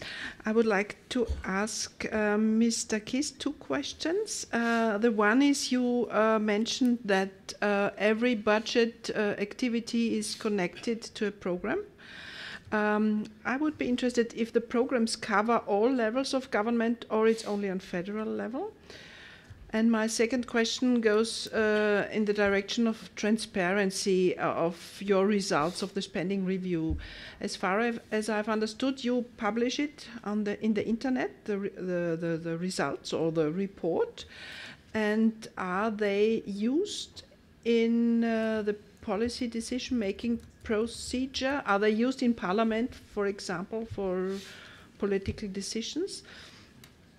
And my last question refers to the connection between the National Court of Audit and the unit value for money. Maybe you can explore a bit more how you use the results of this work. You are not auditing it, but I suppose you need it for as a base for your analysis or for the recommendations. I would be interested in the connection between those two institutions. Thank you. Okay, thank you. The program budgeting is only for central government, which we call it central, but because we're one state. The reason is that it's central government doesn't manage the regional or municipal budgets, so it's only at the central level. As I said, the reports are public. The useful externality is that it can be read by everybody. So news and journalists often discuss them and write about them, which is quite useful pressure, if I can call it, from outside to discuss and to do these things.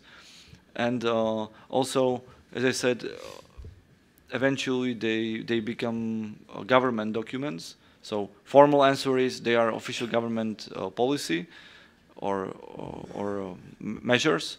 The real answer is it depends, but to large extent they do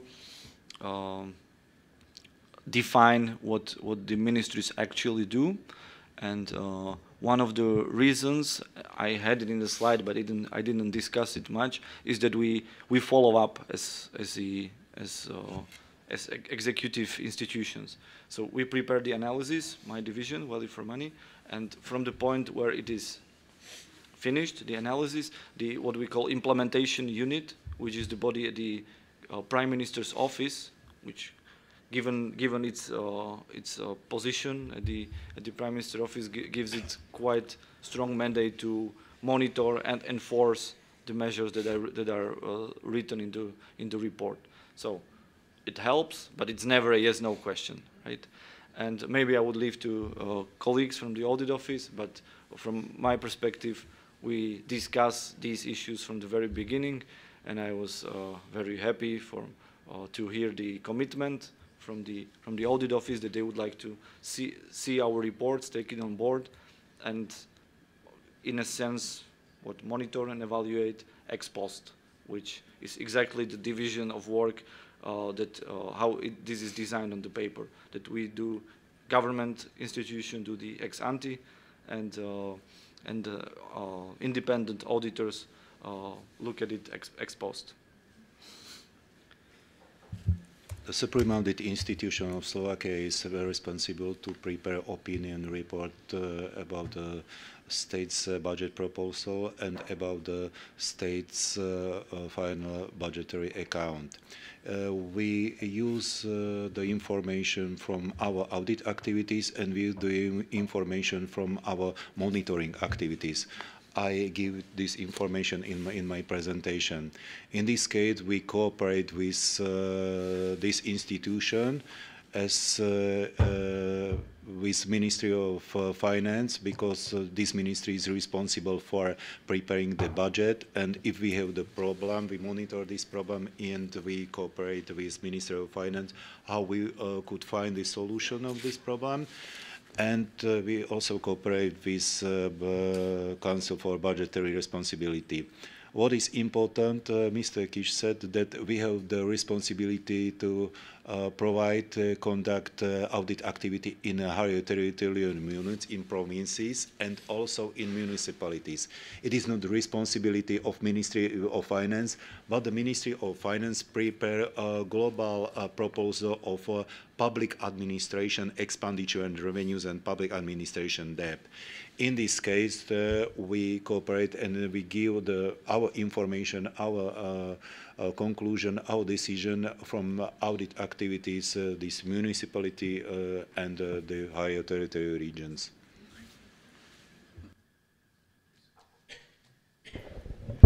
Well, thank you very much for those presentations. I can't tell you how much I learned from it, just an enormous amount. In fact, I was kind of whispering throughout to my colleagues from Slovakia about we've got nothing like what you're doing back in the U.S. And so thank you very much. I was particularly impressed that you're worried about a debt to GDP ratio in the 50s.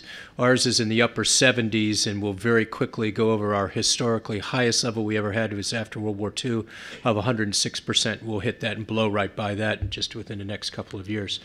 So was very impressed. I do have a question on the spending reviews. And when we tried something like that, not as robust as what you were doing a number of years ago, in fact, it was during the George Bush administration, at the end of the day, after 8 years of work, they concluded that the overwhelming majority of programs, what they characterized them as results not demonstrated. And obviously you touched on this, is that the big analytic and data challenge is figuring out the relationships between the outputs and the outcomes.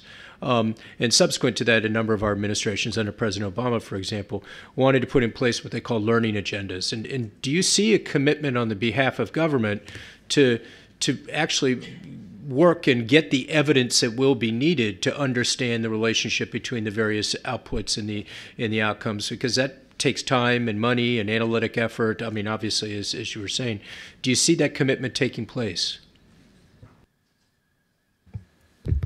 I would say the experience is mixed. To be diplomatic, it's never a yes/no question, right? So it depends, basically sector by sector, and it's not only about visionary, open-minded minister, which is the first criterion. The second is to have the technical staff that can deliver this kind of answers to the questions. We can pose the questions. That's the easy part, but then you need whole bunch of technical stuff to answer them. And in Slovakia, we have much younger and less developed institution than if I imagine some U.S. federal level OMB or this kind of institutions. So case by case. Good example was in my last 3 years experience was healthcare, where the minister 3 years ago, I mean, he got replaced already, but he kind of opened the door for us and my colleagues from the Ministry of Health, the analysts, and let us do the work, and actually hire the people that were able technically to do that. And then half of the proposed savings were actually implemented. So this is a good example. I mean, we always set the threshold high, and then push for this to happen, and it's never 100%. As I said, it was a good example. There were less positive.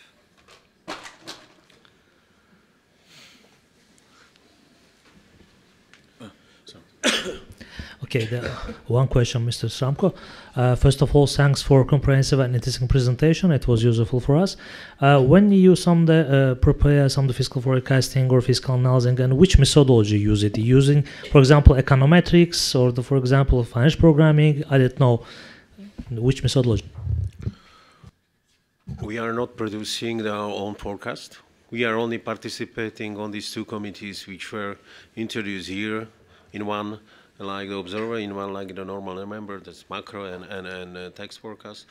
We are relatively limited institution from the capacity point of view. That means we have only one person which is relatively full-time giving to the forecasting, because if we are participating, we have to comment it and we have to say yes or no. We have to say yes if this is realistic or not realistic.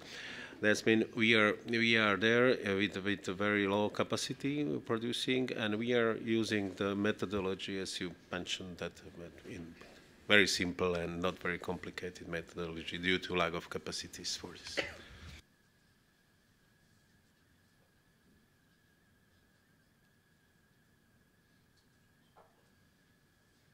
May I ask you a question? Regarding all these institutions in your country, is it about an internal control within the government, or it's about delivery units or a center of governments? How do you call this? The council or the committee? So is it kind of separate units to help the government with its functions? What's the key role? Yeah, the council and the committee. Both. I mean the council for budget responsibility and the committee of value for money. I'm not sure I understand you right, that you mean these committees which we had, or? We are discussing the Council for Budget Responsibility, and I'm just interested because there are lots of practices all over the world about the kind of organizing delivery units. And just with the prime ministers or the presidents, how to proceed the reforms, how to improve the reforms, and sometimes we are talking about such units, like delivery units, or it could be called like the center of government. Our Brazilian colleagues know this is a special name for this kind of unit, or it's just an system of internal control within the government, because what you're doing is like, for example, in value for money committee is like quite close to what SIs do, supreme audit institutions do. So I just want to clarify, to clear the role of your all these units. What's the specific features of? If I may, our role is really to be independent body. That means we are not really depending on nothing with the government. That means not the financial sources, not the know-how. Everything what we made is our own. And our role is to, I said it before, that we are something like watchdog. That means we are assessing, we are independently analyzing, and we are trying to find the risk if the government is proposing the budget for next period, and we are trying to identify the risks which are there. That means this is our task. We are not advisor.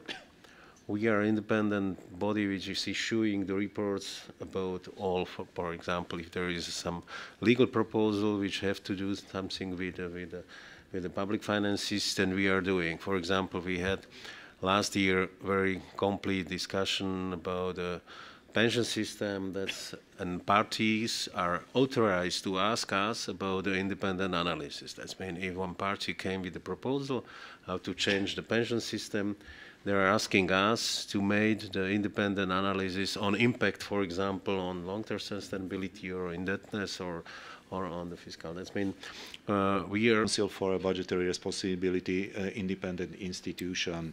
We have, for example, now responsibility for a long-term period to give the information about the other social and economic development.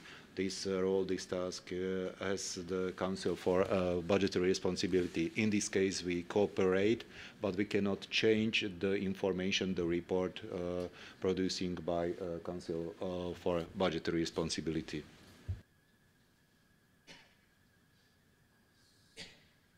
If I understood correctly, but tell me if not. So, as I said, value for money division is a what we call section at the Ministry of Finance. So, from the actually definition, we are not independent like national audit offices or the Fiscal Council.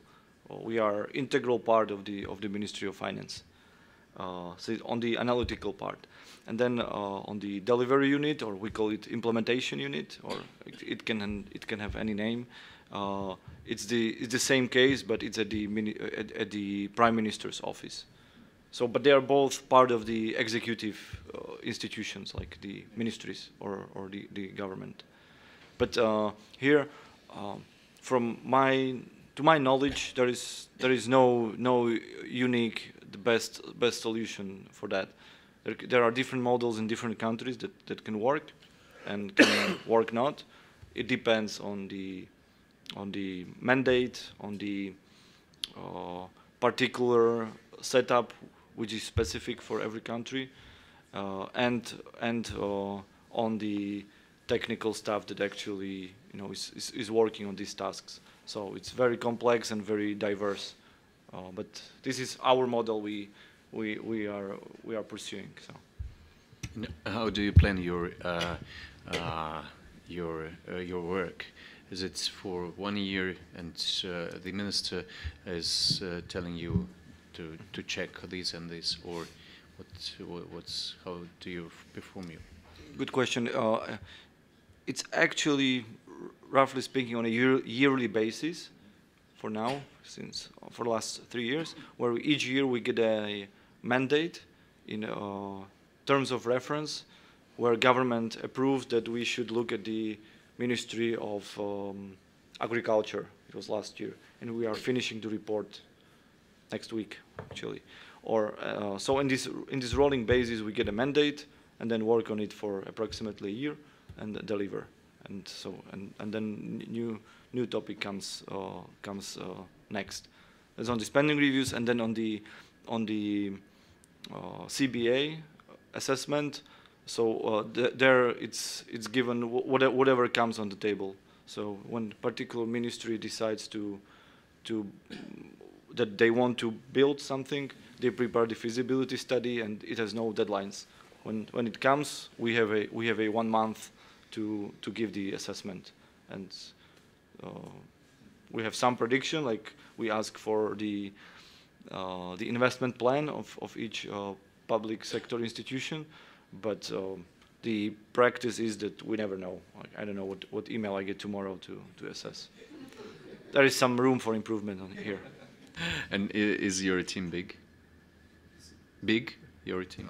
It's 20 people, 20 analysts plus 4 people back office, which include we do roughly 3 to 4 spending reviews at one time, roughly 2 to 5 people each, plus there is a separate department that does only the investment, and it's roughly 8 people. Other countries, I would call them more developed administrations. I use the example of UK or Netherlands. What they call investment authority, which is at the treasury in the UK. UK is not here, right? To confirm that, they have 150 people only on this investment department, like we have 8. I'm not saying we need to have 150 people, but it's just it can be different models.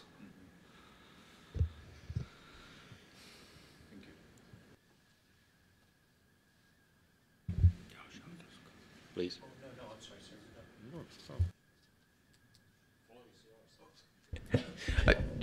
Thank you. I wanted to follow up on your response to Elizabeth's question about public engagement with your work and the value of transparency. And you mentioned that the media looks at it. Could you elaborate a little bit more on that, and in particular how civil society organizations use or not use the results of your work? You know, and what I'm obviously most interested in is we have seen globally, I mean, and obviously not talking about Slovakia in this case, but we have seen where there's democratic deconsolidation or backsliding. One of the problems that happens is that governments become too insular. They cut out the independent voices that can contest or raise issues. And so I'm very interested in your model of having both independence and in the case of obviously the review process, but then also making it all public and giving civil society an opportunity to engage on that. So any elaboration would be very helpful from both angles. So the best news here is that the government hasn't shut down us yet after the first couple of analyses. Okay, I know what you're after there, and that's we've been shut down. That's the actually real KPI. I have to build an institution that would be credible enough to be relevant in this whole public debate, which means it would be costly for politicians to just shut it down. I mean, I don't really expect this scenario, but it's more about, you know, on informal power and informal you know, tasks that come from the quality of the analysis, basically, or of the work. I don't have complex answer to the NGO and all the community organizations. It depends, and the main factor is to how develop this kind of sector, if I can call it, in Slovakia, how well this developed is. I don't know. Just the point is, they are being read by journalists and by experts from outside the government, and it's good. It gives us you know, a feedback. We can you know, exchange views, you know, whoever is relevant in particular topic, and it stimulates the public debate, which is very helpful for the common goals.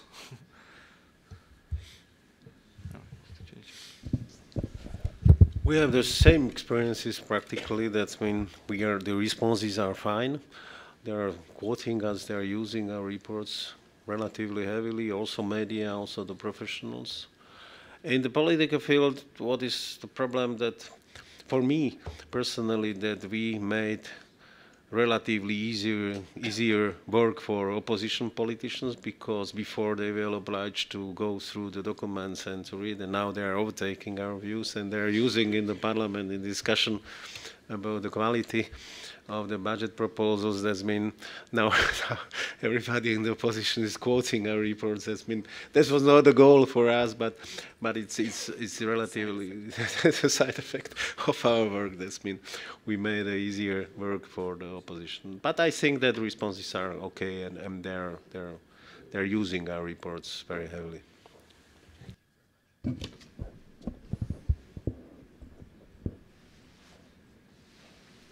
Спасибо большое. Спасибо за презентацию. Нам понравилось. Very much for your presentation. We liked it a lot, and also the two structures and two bodies who work now together with the CSAIA in Slovakia. But I have a question. So all the body now who receives the money from the budget, they should be evaluated, and who will evaluate them, and what is the result of the assessment, and how can I find it, and where can I see it?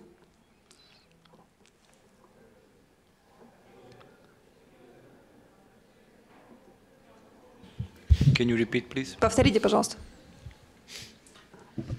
Не успели.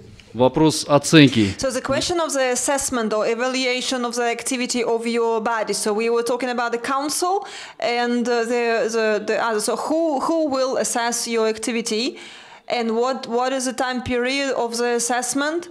So, and you've been working for 3 years, according to your presentation, and the council for the budgeting is working for 7 years. And who assessed you, and what is the assessment or evaluation of your work, and where, and who will evaluate your job? We, like the CBR, we have the so-called panel of advisors, something like this. These are the persons with very high repute from the whole world. For example, one person which is the member of our panel is Mr. George Kopitz, which is the really pioneer in the fiscal councils, many years in IMF. And we have several very high-level persons which are evaluating and assessing our work. We have regular meetings with these gentlemen. There are 5 now.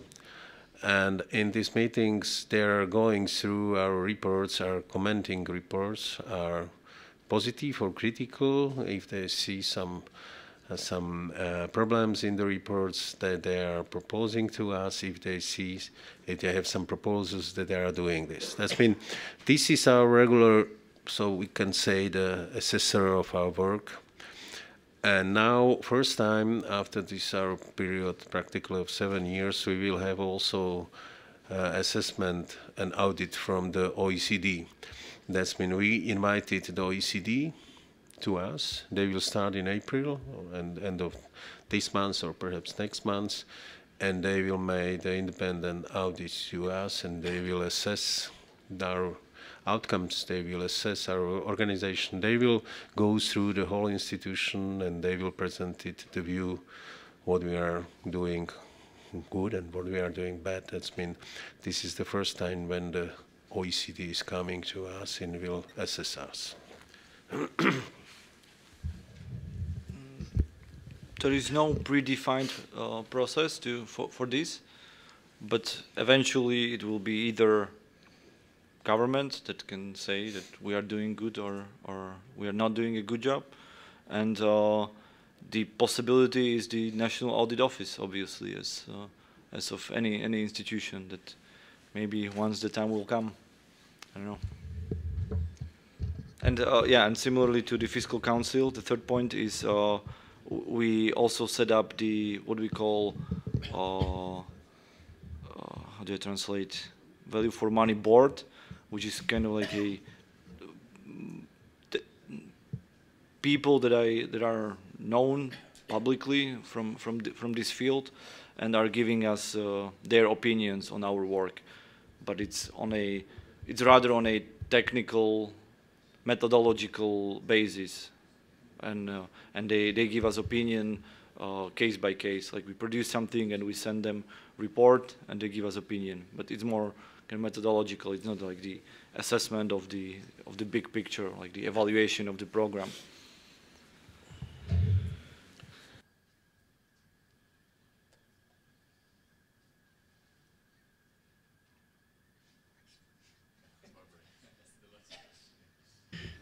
Yeah, it's maybe as a kind of reflection on your three presentations. I mean, obviously, you can say the global financial crisis triggered this change in philosophy to understanding that the maybe traditional way of analyzing public finances is not enough to actually really ensure long-term sustainability. So the traditional role that the Supreme Audit Institution has maybe got complemented by other actors, both independent agency council for the big macro perspective, as well as a kind of government body to ensure that any public money that's spent is really spent efficiently. So would you overall say in this new setup that is adequate to deal with the new complexity as we understand it now, the comprehensive government balance sheets, the long-term challenges, or is from your perspective, and have you found your roles in a way complementary to each other, or would you say there are still gaps in that setup, or is it too early to say? I think that right is that we are complementary each to other. That's a good explanation how we are running together.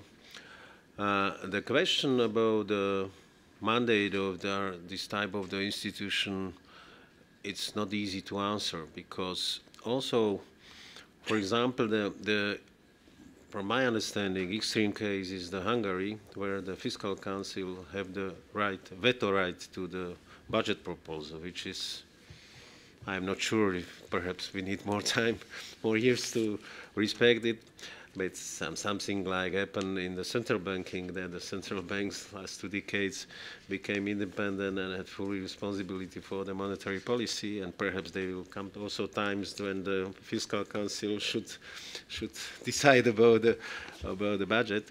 But my view and my understanding is that now the rule is okay. Now we have good fiscal framework. There is really nothing. There are some particular things which we can improve in our law. For example, we have the debt limits in the gross debt, and this is not the net debt will be better. But there are the details. There are not the substantial things. I'm relatively happy with the framework which we have. Also, not only for us, but also the combination of three institutions. And I think that it's improved very much the fiscal framework, and I do not see now the really need for some changes, improvements, or for creation of the new institution. And, I would say definitely this adequate reaction. I mean, the story was that countries, as a result of financial crisis, the spending review as such developed tremendously around OECD countries.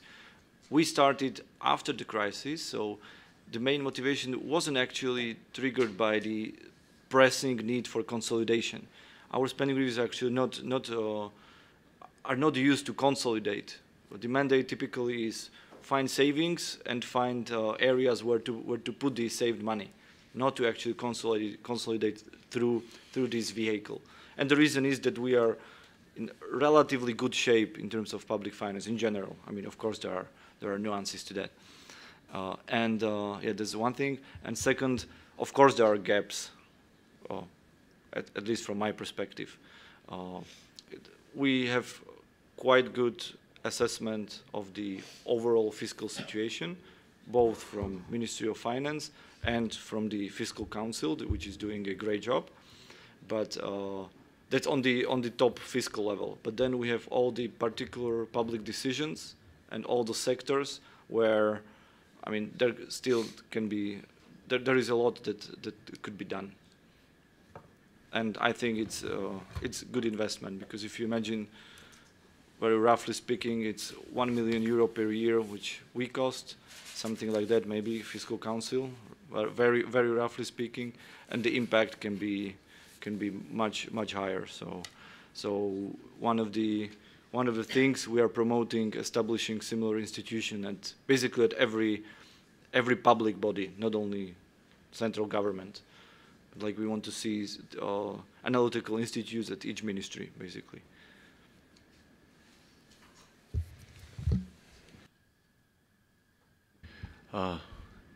Thank you. Okay, so thank you all for the questions, and of course I would like to give special thanks to our colleagues from Supreme Audit Office of Slovakia, and to our colleagues from the Ministry of Finance, to Mr. Sramko and to Mr. Kish, and I really appreciate this discussion, because there are lots of interesting ideas on our mandates, what could be done, or where to go with all these interesting ideas. So I think we have discussed all for today on the agenda, and we will continue our work tomorrow. Yeah, at 9 or 9:30. No, at 9 o'clock. Yeah, at 9 o'clock, please. Thank you all.